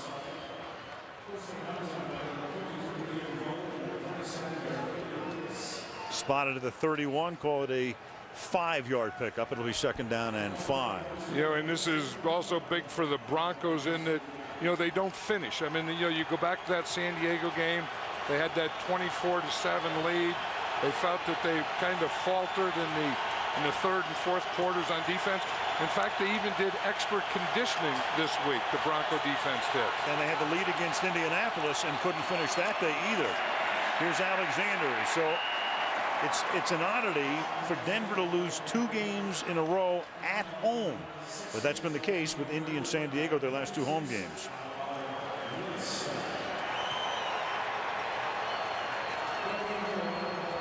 And you just look at Matt Hasselbeck there, and you just have the feeling that, I mean, he's a very, very confident guy, so you can't say he doesn't have any confidence. I think he has a lot of talent. He probably has more confidence than he has talent, but he doesn't seem to have a heck of a lot of confidence tonight. 3rd down and 4. Morris is the running back. Hasselbeck under pressure. Sacked at the 36-yard line by Elvis Dumerville, the 5'11" rookie from Louisville. Yeah, we talked about staying away from Champ Bailey. Watch Matt Hasselbeck here. Al, he's looking left. He's not looking right where Champ Bailey is. He's trying to get the ball out there. They had a very good coverage, and then, as you said, Dumerville gets to him. Here's the coverage. It's a zone coverage, and they clamped, and they got everything tight over there on that left side, and Matt Hasselbeck had no place to throw it. Well, I was going to say it took him out of field goal range, but Josh Brown comes in, and they're going to pooch punt it. So they snap it to Brown. He'll pooch kick it, and is muffed and loose at the 20-yard line as Darren Williams gave up the football on the direct snap pooch punt. Of course, every time you have a scrum like this, you got one team saying, we've got it, we've got it, we've got it. Now Denver's saying we have it, and Denver has it. Yeah, Kennard Lang, 76, was the first to say we got it. And it's Al Wilson. Nope, it is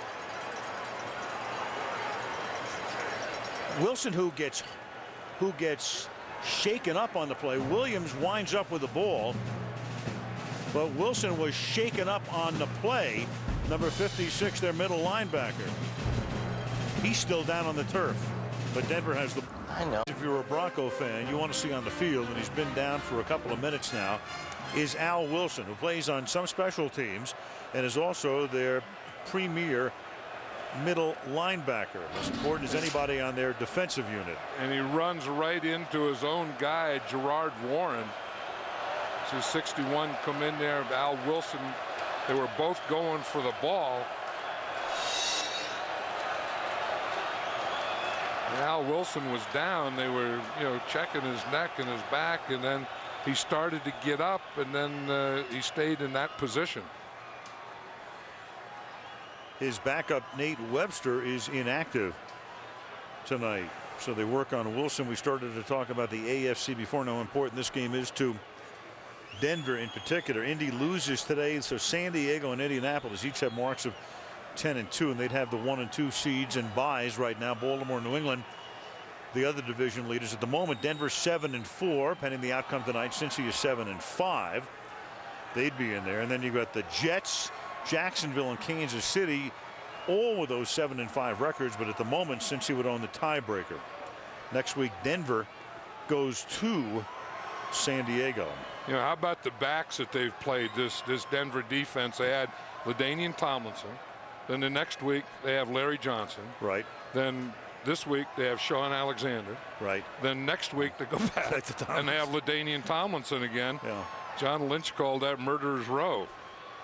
Good way to put it. In the meantime, right now, the Denver Broncos just thinking about what's happening to their middle linebacker, who took that shot from Warren, and they'll bring the card out for Al Wilson. Tomorrow morning, Matt Meredith will have Beyonce as their guest on the Today Show tomorrow morning right here on NBC. Back to Denver we come, and still Al Wilson, who was sitting up for about 2 minutes. And now they bring the card out, and of course, as Ian Gold, his linebacking mate, and the rest of the Broncos look on with a great deal of concern. And because Al Wilson is the heart and soul this defense and kind of the whole team. And you looked like he was, as you said, looked like he was getting up and then went back down again. And again, in the NFL today, they're going to take every precaution with any injury like this. Yep. And you just hope, and we see it so often. Somebody be down for a long time, get carted off, and occasionally it's not serious. You hear the good news tomorrow, and then you have, crazy stuff like Donovan McNabb barely gets hit, falls down, and the next thing you know, he's done for the season. You just never know. Andrea, what can you tell us? Well, Alch Wilson tried to sit up twice and then went back down. Meanwhile, as you can see, he's been surrounded by all the players. The players were imploring the crowd to chant his name just so he could even hear it. But really, just tremendous concern on the sidelines for the defensive leader. Yeah, John mentioning really the heart and soul of this defensive unit. #1 pick in '99 out of Tennessee, been to 4 Pro Bowls. Seems to lead the team in tackles every year. He's all over the place.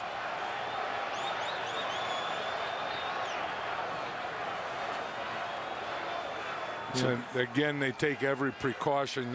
You just hate to see that green thing come out there. You know, I mean, we all love hard-nosed football and all that, but I mean, no one wants this and type of thing where he ran into his own guy. Yeah.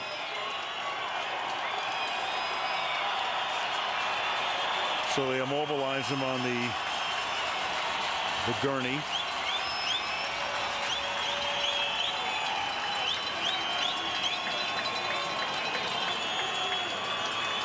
And I'm sure Andrea will be able to get a report for us within the next few minutes after they get him back to the Bronco locker room.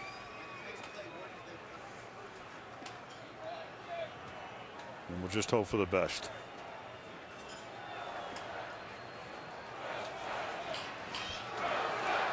And crowd chanting Wilson, Wilson. And he starts that slow journey back to the locker room on that foreboding cart.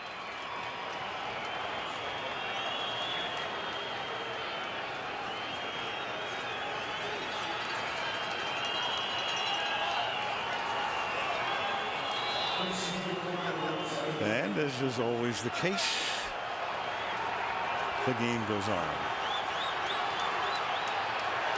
Broncos have it at the 21-yard line after the pooch punt. 1st and 10. Tatum Bell, the running back, and Bell for a gain of 2 up to the 23-yard line. Ball was loose, but not until the play was over. 2nd down and 8. So Shanahan missing his middle linebacker. Now Bell is hurt. Remember, he's had the 2 bad toes. And he has missed 3 of the last 4 games and has rushed for 133 yards tonight. And he'll have to come out. And of course, once the officials blow the whistle for an injury, you have to come out for at least 1 play, and he will. And I'll say this about this Bronco offense. They're a lot better with Tatum Bell. I mean, when they don't have Tatum Bell, they go from a pretty good offense to darn near a bad offense. And then when they have him, again, just because he has that speed that he can break it. There he is. He's up straight there, and then it looks like he just landed on the ball, doesn't it? Yep. And the way he's coming off the field, that appears to be the case. For the moment, Mike Bell will come in as the tailback. They wind the clock. It'll be 2nd down and 8 up at the 23-yard line. Denver up by 6. A little over 11 minutes to play. Mike Bell up to the 26-yard line. He goes, and they've taken that cart and the gurney, and now Wilson will go right to the hospital to get checked out. Yeah, that's one thing. They have the equipment right there, and then they get him off the field and into the ambulance and right to the hospital. And the NFL has really improved in that area. Yep. 3rd down and 5. from the 26-yard line. And Mike Bell is tackled at the 25-yard line. The crowd doesn't appreciate the play call. Seattle's going to get it back. And will it be left up to Denver's defense to win another game? Well, you know, I mean, I know what the fans are thinking, you know, that the reason we don't have Jake Plummer is because he's not good in the pocket. He's not good on third down, you know, passing in those situations. Now we get a third down. OK, let's see what this Jay Cutler kid can do. And you run the ball. Mike Shanahan maybe just wants to get everything settled down here a little. Yeah. Ernster's kick fielded by Burleson. Nate from the 34 gets taken down up at the 39-yard line. And so let's see if Hasselbeck can get anything going tonight. He's thrown for only 65 yards on 20 passes. You can log on to get all the latest playoff scenarios, other good stuff at NFL.com. Keith Burns, special teams maven, and a backup outside linebacker is going to take over for Wilson here. Seattle from the 39. Hasselbeck going to work. Throwing deep downfield. Connects with Jackson. And he takes it to the 34-yard line where he's tackled by Champ Bailey. So Hasselbeck, who was averaging less than 3.5 yards per pass before that one, connects for 27. Yeah, and that's what they had to do. They had to get up on that next level. Everything was either short or it was those deep bombs. And here they just take that middle level, get in that middle of the zone, and that's the play that got them started. You know, that's their 6th first down. They've only had 6 first downs this game, the Seattle offense. And only 159 yards of offense. First down and 10 at the 34-yard line. And Hasselbeck going for Jackson again. And Jackson is able to make the catch and get to the 1-yard line. He had to stop, wait for it, and makes the catch and is taken down just shy of the goal line. And then jaws with Lynch. Right, and you know why he had to wait for it? Because Hasselbeck was making a pump fake to the left, and he made everything go to that left. Watch him here. Here's Jackson here. He's going to be the inside receiver. But see the pump fake to the left, and then he came back. Everyone kind of went to that left, and then see him come back, a good pump fake, and then set his feet again and come back and make an excellent throw. 33 yards. Alexander's the running back with a nose for the end zone, and he is in for the touchdown. Sean Alexander, who scored 28 touchdowns to set an NFL record last season, takes it in, and on 3 plays, 2 passes to Jackson and an Alexander run, they are an extra point away from taking the lead. Yeah, but didn't you feel that they had to do that they had to make that play, that you know, make that medium one and then make that pump, and then Matt Hasselbeck looked like the very good NFL quarterback that he is. And then, of course, you get this, son. Alexander takes it in. Brown for the extra point. 3 plays, 61 yards.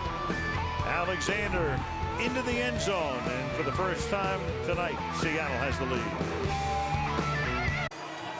Okay, the Al Wilson update. They're telling us that it is a neck injury. They are calling it for the moment a sprained neck. You saw him get into the ambulance. He's taken to the hospital. He's being taken there right now, and they will have a look at it there, obviously, and we'll try to get more information to you as soon as we get it. But a neck injury, which they're calling for the moment a sprained neck. Here's Brian Clark from the 14-yard line, and Brian Clark will run it back to the 35 and then lose the ball. And does Tafoya come up with the ball? He does at the 41-yard line. And it was Josh Brown, the kicker, on the tackle, who forced the fumble. Who would have thought most times there's not even a kicker around the pile.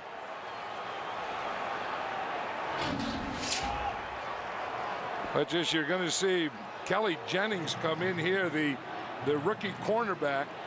Although Josh Brown makes a pretty good hit on him. Yeah. That's it right there. There's Kelly Jennings there. He got his right hand on him, then he got his left hand on the ball, it looked like, and he knocked it out of there. And Tafoya recovers it.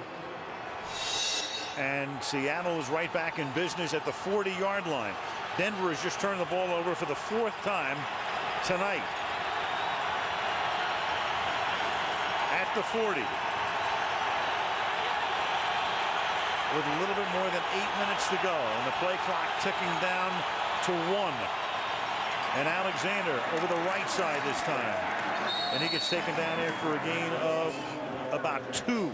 You see Matt Hasselbeck on that play, Al, after he called an audible at the line of scrimmage, and then he got turned around and he was talking to Sean Alexander back there, and then he went up, and I think he started to line up behind his left guard. Wouldn't that have been something? You go up there and you get under the left guard and call your cadence, and the center snaps it. Well, remember Peyton Manning, I think, did that as a rookie. I think every quarterback in their life has lined up behind the guard. 2nd down and 8. Good thing they don't use an unbalanced line. Alexander, and he gets stood up as he crosses the line of scrimmage by Gerard Warren. Gerard Warren is the nose tackle, the guy that you usually double team, and that's where you want to press that run. You know, you kind of want to run it at your double team, but you better get the double teamed guy going backwards. And when you get Gerard Warren right there in the hole, there's no place for Alexander to go. Big defensive stop necessary for Denver here. It's been a pretty miserable last few minutes with the injury to Wilson, the turnover. They gave up the lead. We still don't know if Elam can kick. You have a rookie quarterback who's going to have to lead you from behind. Or will it be a 1-point deficit, or a 4-point deficit, or an 8-point deficit? Right, and Seattle has been terrible in 3rd down passing. Draw Morris, and he gets taken down. So Warren comes up big. There's a flag down at the 36-yard line.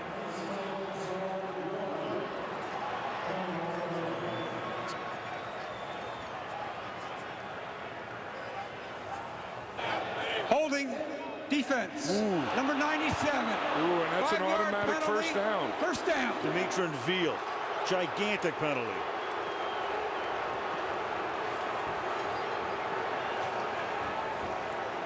'97. Veal is a nose tackle, and you're going to see him. He's right here. You wonder what he could do to give him a 1st down. He's getting double teamed. He's going back. He's going back. He's going back. He got blocked so well, he got knocked right out of the picture. Where's the defensive holding? I don't know. I mean, he's just fighting for his life. I think he just got blocked so good, and it was kind of embarrassing, and the official felt that you had to do something wrong somewhere. Well, I'm still trying to find the holding on that play. No, there was none. Yeah. He didn't do anything. He just got blocked about 5 yards deep. Got spun around. From the 33, here's Alexander. And he's inside the 30 to the 28-yard line for a gain of 5. So right now they are in field goal range for Josh Brown. And I think they just ought to stay with this. You know, they lost their fullback, and now they have Will Heller playing in there, and they just kind of zone block it. And watch Walter Jones here. He is so big and so strong and so balanced that when he hits his guy, the guy doesn't stop going backwards or sideways for 5 yards. And he's only been doing it for 10 years. The best in the league. 2nd down and 5 from the 28-yard line. Alexander over the right side to the 28. Next to no gain, maybe we'll call it a yard. 3rd and 4. Keith Burns taking the place of Al Wilson in on the stop. And I'll tell you, this defensive line of the Broncos has really picked it up. I mean, they're controlling the line of scrimmage. They really stopped them on 3rd down, and then they had that phantom call on Veal. I still have no idea what anyone saw on that play. 3rd and 4. Big play. Morris is the running back. Morris to the outside. Can't get around the end. And Ebenezer Ecubon stops him 3 yards shy of a 1st down. And that's going to set up about a 44-yard field goal attempt for Brown. You know, there has to be something wrong with Matt Hasselbeck. I mean, that's the 2nd time they got that 3rd and manageable, you know, and instead of passing the ball, they just ran it. And Ecubon does a great job there. I mean, he was on Walter Jones, and he played him, waited for the ball, and then just sprinted down the line. But I thought they were in 2 passing situations that they passed on. Passed up on. Kind of off that last series where he threw those 2 passes to Jackson to set him up to get into the end zone. And Brown's kick is good, so he's 1 out of 3 tonight. And with 4:08 remaining in the 4th quarter, the Seattle lead is 4. Well, it's the Cutler era. 4:08 left, and his team is down 17-13. The 2 Mikes, 2 of the very best, 2 guys who know how to run an offense as well as anybody, certainly in contemporary football. And no matter what kind of list you have, these 2 guys are in the top group. Brian Clark, who fumbled on his last run back, starts to stumble and slip and takes it back to the 29-yard line. So Jay Cutler making his first NFL start, taking his first snap. Those are his numbers, the touchdown pass and the interception, which was run back for a touchdown. Hasselback, it's not been a good night for Matt, but he was able to complete those 2 passes. The Broncos hurting themselves with 4 turnovers. Al Wilson injured. Jason Elam we don't know about. And now Cutler, the 11th pick overall in the draft. The rookie out of Vanderbilt will have to lead them to a come-from-behind win to avoid a 3rd consecutive loss. Right, and we're going to find out how much he's grown in 3.5 quarters. Over the next 4 minutes. That's tipped, intercepted, picked off by Jordan Babineau and run back to the 15-yard line. It was tipped maybe by Grant Wistrom, the defensive end. And so Cutler on the very first play gets picked off, and the Denver Broncos have just turned it over for the 5th time in the game. You know, and that's what the quarterback has to do. I mean, he has to, again, read the defense. He has to find the open guy, get the ball to him, but he also has to find a lane to throw it in. And you see that lane to throw it in was a little to his left, so he had to take like a half a step left to throw that. See, by staying there, Grant Wistrom, is able to get his right hand up.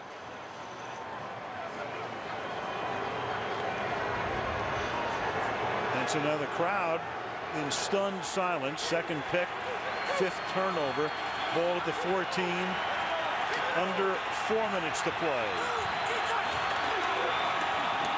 Alexander over the left side for 3. Michael Myers with the tackle. Let's go to Andrew.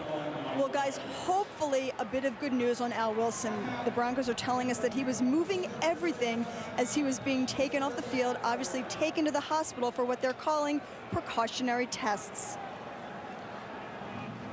All right, well, that's good. Again, the sprained neck was the initial indication. Meanwhile, Denver has just taken a timeout. Mike Shanahan has to conserve some time on this side of the 2-minute warning. It's been 6 years since the Broncos have turned the ball over this much at Mile High. Well, you know, at some point, you have to admit it's hard to play quarterback in the NFL. You know, that if a guy could come and never play a game and come in and just light it up and, you know, and be great, that would be one thing, but it just doesn't happen that way. I mean, the NFL is hard. It's hard to make it. It's hard to play. And the hardest position is quarterback. And, John, we've always said it, and it rings true again tonight, as Alexander takes the ball to the 8-yard line. The most popular guy in town when your team is having trouble is the other quarterback. And certainly in this case, and as Denver takes another timeout, Cutler was drafted with the express purpose of being the guy of the future. This town loved Jake Plummer last year until the AFC Championship game when he came up empty against Pittsburgh. And then he wasn't good enough this year to earn their love and admiration, and the other guy was. But you know what? It's not fantasy land. No, and it wasn't all Jake's fault either. I mean, their offensive line didn't play well. They didn't have Tatum Bell. They didn't run well. I didn't think their receivers were getting open. They weren't getting any separation, and you know, and so I mean, you need someone to kind of blame, and Jake was that guy. And But on the other hand, you know, Cutler is your quarterback. I mean, he's going to be the quarterback of your future, and you know, and I think Mike Shanahan felt that, you know, may as well start it right now. 3rd down and 4. This is a vital play because if they can hold to a field goal, it's a 1-possession game. Otherwise, it's something else. Deion Branch on the end around, and Deion Branch is going to be stopped just short of the 1st down. Ebenezer Ekubon makes sure of that. So now it's going to be 4th down and 1. You know, don't you have to believe that there's something wrong with Matt Hasselbeck? I mean, that's the 3rd time. I mean, they ran their other 3rd downs, you know, like 3rd and 5 they ran, another 3rd and 5 they ran. Now they get 3rd down here and they run a reverse. You know, because I mean he's a top quarterback, and if he really was and was on his game, was feeling right, you would put the ball in his hands and tell him to throw the ball and get a 1st down. Especially after that one series, he comes out after the turnover, throws those 2 passes. They're going to settle for a chip shot field goal attempt by Josh Brown of 23 yards. And that one is good. So Denver is able to make the stop they had to make to keep the game a 1-possession game. 20-13 with 2:58 remaining. Denver will have 1 timeout plus the 2-minute warning. Right, and Jay Cutler's going to get another chance at it. I mean, the biggest help that he could get here is a good kickoff return and get some good field position where they can, you know, where Mike Shanahan can give him a good mix of run and pass, and maybe even a little play action pass, although I would eliminate the bootleg. Last time we saw the Dallas Cowboys on Sunday Night Football, it was the beginning of the Tony Romo era. And that's been a pretty good little era right now, a month and a half worth anyway. 5 wins, 6 games. They beat the Giants today. The Saints go to Dallas to take on the Cowboys on Sunday Night Football next week right here on NBC. Cowboys always exciting, huh? There's always something going on down there. Especially now. Yeah, but Tony Romo has stopped a lot of the other talk, and then Martin Gramatica comes in today and wins for him. Crazy. Romo's leading the league in passer rating right now. No, he's amazing. I mean, I watch him, and some of the things that he does, he looks like a 10-year veteran. Josh Brown fielded at the 6 by Cecil Sapp. And he takes it to the 28-yard line. John, the night can't go by. I have to get your summation of the new officials' garb. They're wearing these long pants, the long black pants, cold weather gear. What's your take? I don't know. I mean, it looks like they have everything now, though, and they say that they can wear layers now. That they, oops, Jay Cutler didn't see that line, Judge. And I don't know. I mean, I guess it's okay. Cecil Sapp is down on the ground. Work on him. You know, the best game, the best officiated game is a game that you don't notice the officials. But you know, today I think they wore these uniforms in the San Diego Buffalo game. Right. To me, they look like a bunch of guys getting ready for the luge, which reminds me the Winter Olympics on NBC in 2010. Dick Ebersol, take note, first promo for Vancouver. To me, they look like some guys going bowling.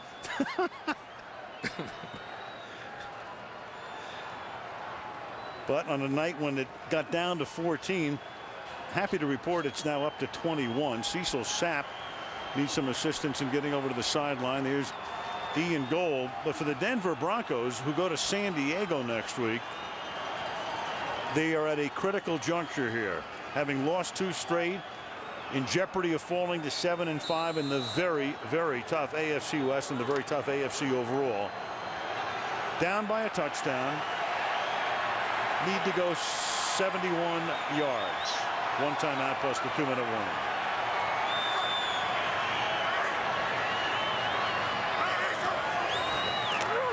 Against a base defense put out there by Seattle. On first down, the catch is made by Brandon Marshall, and Marshall still on his feet. Marshall is inside the 30, inside the 20.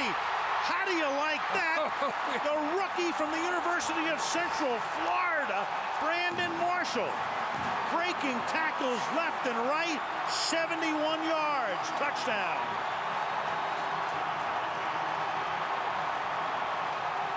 Boy, that brought this crowd back in. And then they were rookie to a rookie. Brandon Marshall, a big guy, 6'4", big target out there. They put him on the outside. And I'll tell you, Jay Cutler put it right on him. He needed to play, he needed to throw, and he dug down and got it. Wow. Now Jason Elam, who pulled that left hamstring, comes in for the extra point. And boots it through, and it will hop away. But the game is tied. Yeah, I think that was bad Seattle defense, too. Woo. I mean, you talk about, a prevent defense. You talk about playing soft. They had 6 defensive backs in there. But watch how soft they are. I mean, they all come back. They let him catch the ball, and then they're going to start to miss tackles. Miss tackle right there, miss tackle right there, miss tackle right there. I mean, part of it was a good throw. Part of it was a good run. Part of it was very, very poor defense and missed tackles. And bad tackling has been the story with a lot of teams this year, and Seattle is definitely one of them. Yeah, you have to make that. I mean, this is, we talk about quarterbacks and, guys making plays and Jay Cutler making plays, but defense has to make plays too, and that's tackling. Look at his dad there. Now that's a dad. He said, finally I do it. His mom and dad came to visit him on Thanksgiving. For Thanksgiving, then they found out he was going to start, and they haven't gone home. The family's still here. They might move here. Well, I think they did, because Jay Cutler has a house here and an apartment downtown. He lets the family live in the house, and he's staying in the apartment downtown. They'll be around a while. Just a minute ago, I was saying how hard it is to play in the NFL, and I believe that. I mean, it is hard, and he's playing the toughest position in this league. Ernster kicking off, taken at the goal line. Burleson. Flag is thrown, and that's going to back him up even more. He's out of bounds at the 24-yard line, and now we'll see about Hasselbeck and whether he can regain the lead for the Seattle Seahawks. 2:31 remaining. They have all of their timeouts. Holding, receiving team, number 57, 10-yard penalty, first down. That's Kevin Bentley. Before that touchdown pass to Brandon Marshall, who makes his first catch of the night, Cutler had thrown for 72 yards total. That play, 71. Yeah, and that was the type of play that Mike Shanahan wanted him to make.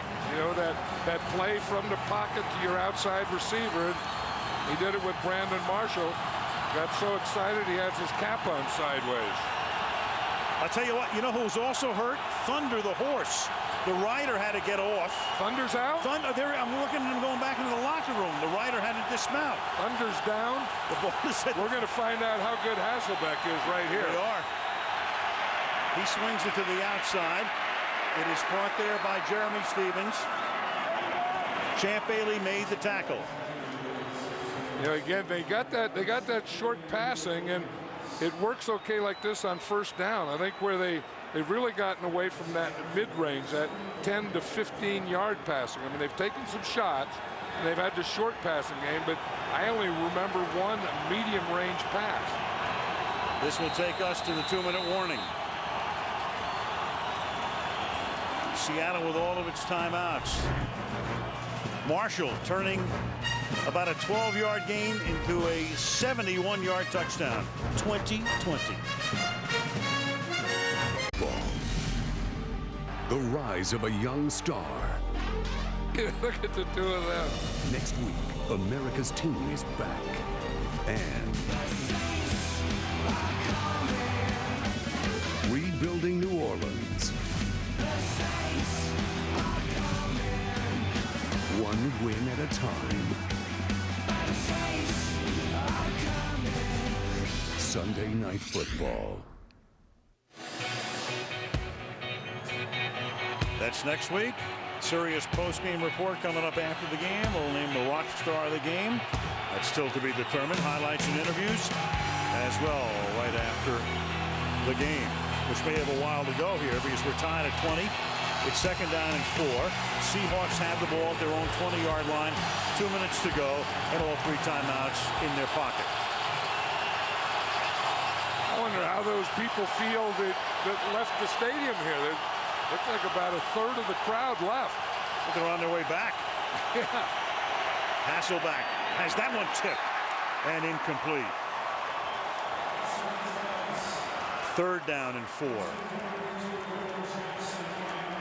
Hasselbeck, that happened to him last week. Remember the first pass that he throws hits a defensive lineman right in the face mask. And again, we talked about that with Jay Cutler, that's, the quarterback has to not only find the open guy, but he has to find the lane to throw in. Now you got a big play for both teams, obviously, here, because if they can force a punt, Denver should get the ball in a relatively decent field position. 3rd down and 4.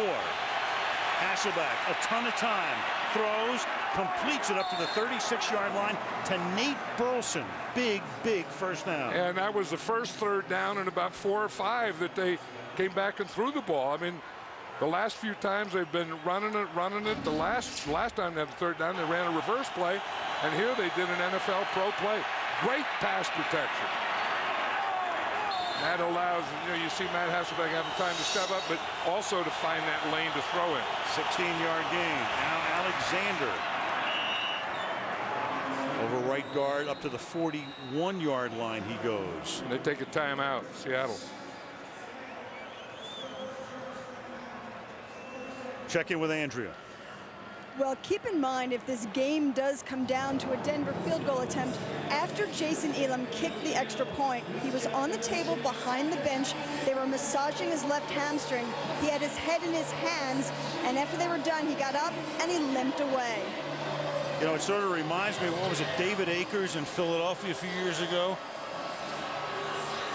You could tell, just in unbelievable agony, and kicked, as I recall, I think it was a game-winning field goal for the Eagles. And now you've got Elam. They were working on him. Ernster, the punter, was also a place kicker in college at Northern Arizona. But we're getting ahead of ourselves. The guy who may have to win the game is Josh Brown, who's kicked 3 game-winning field goals for Seattle. And the Seattle Seahawks. And the worry for the Broncos right now is their defense in stopping the Seahawks. 2nd down and 5.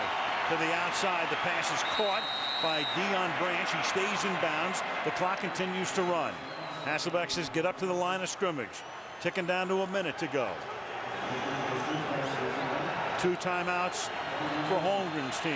Under a minute, 1st and 10 at the 49. Hasselbeck to Hackett. He's inside the 40. He's to the 38-yard line. And Hasselbeck needs about 1 more of those. And the big thing, he's getting great pass protection right now. And I think this Denver defense is starting to wear down a little, aren't they? And that's been a problem for him. Whether it's conditioning or whatever, that defensive line tends to wear down in the 4th quarter. And when you need the big rush, you need it right now. They have a 4-man rush here, but look at the protection. Look at that pocket. It's a perfect pocket. He can look left, came all the way back right, and again, that was all because of the time that his offensive line gave him. If they don't gain another yard, it would be a 55 or 56-yard attempt for Brown, something he's capable of. Again, he's won 3 games at the end this season. And that shows you what the NFL is. And I know there are a million things that go into an outcome of a game. But if he doesn't kick them, there's a chance they're 4-7 instead of 7-4. Right. The kicker during the week isn't very important to you. Everyone makes fun of him. You joke about him. Then you get to the point in the game where you need him, and everyone loves him. Yeah. At the 38. Alexander to the 35-yard line. Gain of 3. Clock ticking down. I think right now would be a good time for the Broncos to blitz. And this down and maybe next down, because they have to get some pressure on Hasselbeck. And meanwhile, the ball was snapped. The whistle had sounded, and you're going to get the initial indication I thought was a false start.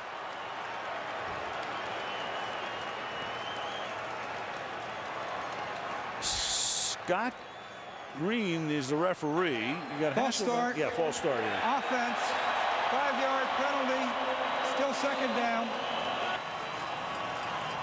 I'll tell you, that has been big against this Seattle team tonight. What do they have? Four procedure calls against them? Well, those three of them early, the three early false starts. They have one timeout left. You have a 2nd and 12. You have 22 seconds. You're looking right now after that penalty at about a 58-yard attempt. Yeah, I would be thinking now in terms of getting about a 10-yard play. However, the team can use their final timeout. Seattle has chosen to take their 3rd and final timeout. They had to take a timeout because there was an injured Seahawk, which would have required a 10-second runoff here. But to avoid the 10-second runoff, you can't take your timeout. And that's their final timeout. Yeah, again, and I think that's what Mike Holmgren is talking to Matt Hasselbeck right now is to get a play, and I don't think you take a shot. I mean, you're not talking about going to the end zone. You're taking a shot, get the ball inside the 30-yard line. Now, I misspoke there when I said an injury. It's a false start. Requires a 10-second runoff unless you want to take a timeout to avoid that, which they did, which cost them their final timeout. Yeah, here they can throw it anywhere in the field because they have enough time. They throw it, complete it, get up, kill the clock, and then kick it. 2nd down and 12, the ball at the 40-yard line. Alexander to about the 33. Now you're looking at about a 50 to 51-yard field goal. And Hasselbeck, that's the only way you can stop the clock. Yeah, I would have gone on that play. I would have gone pass and then get up and kill it and then kick it. They did the same thing. In pregame, here was Josh Brown, the other end, whose range is over 50. That was a 58-yarder. Which doesn't mean anything because there was nothing on it. Nothing. There was no rush. There was no snap. There was no hold. There was anything. Now this is about, it's about a snap. It's about a hold. It's about a kick. And it's about a rush. And it's about a win or probable overtime. 50 yards. Blackemeyer puts it down. And Josh Brown has done it again.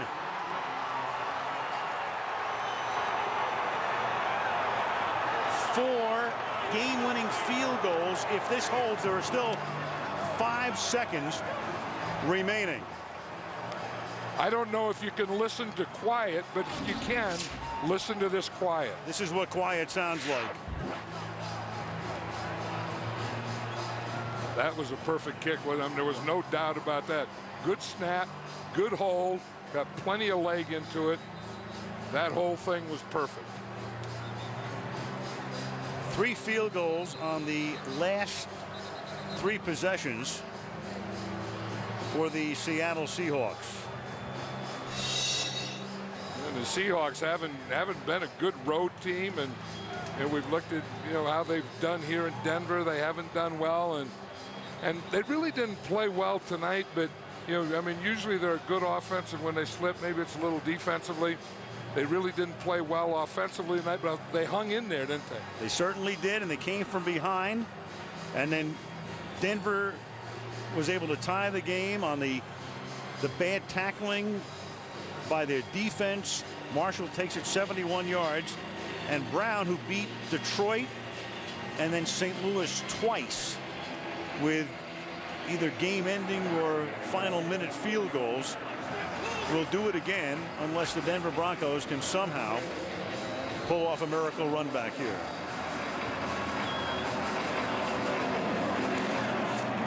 And this is one of those plays that might see a few laterals. Williams looking for somebody to throw it back to. Goes back to the fullback, Kyle Johnson. He just throws it up in the air, but you got to make sure you throw it behind you. You can't throw it forward, and the flag indicates that it was a forward pass, and that will end the game. And so Mike Holmgren's team comes into Denver. Illegal forward pass is declined. Game is over. Which has been a house of horrors for them, as we said, 4 and 20 was their record here when they were both members of the AFC West. A sigh of relief let out by Holmgren. Josh Brown does it again, and Denver wins 23-20. Post game next.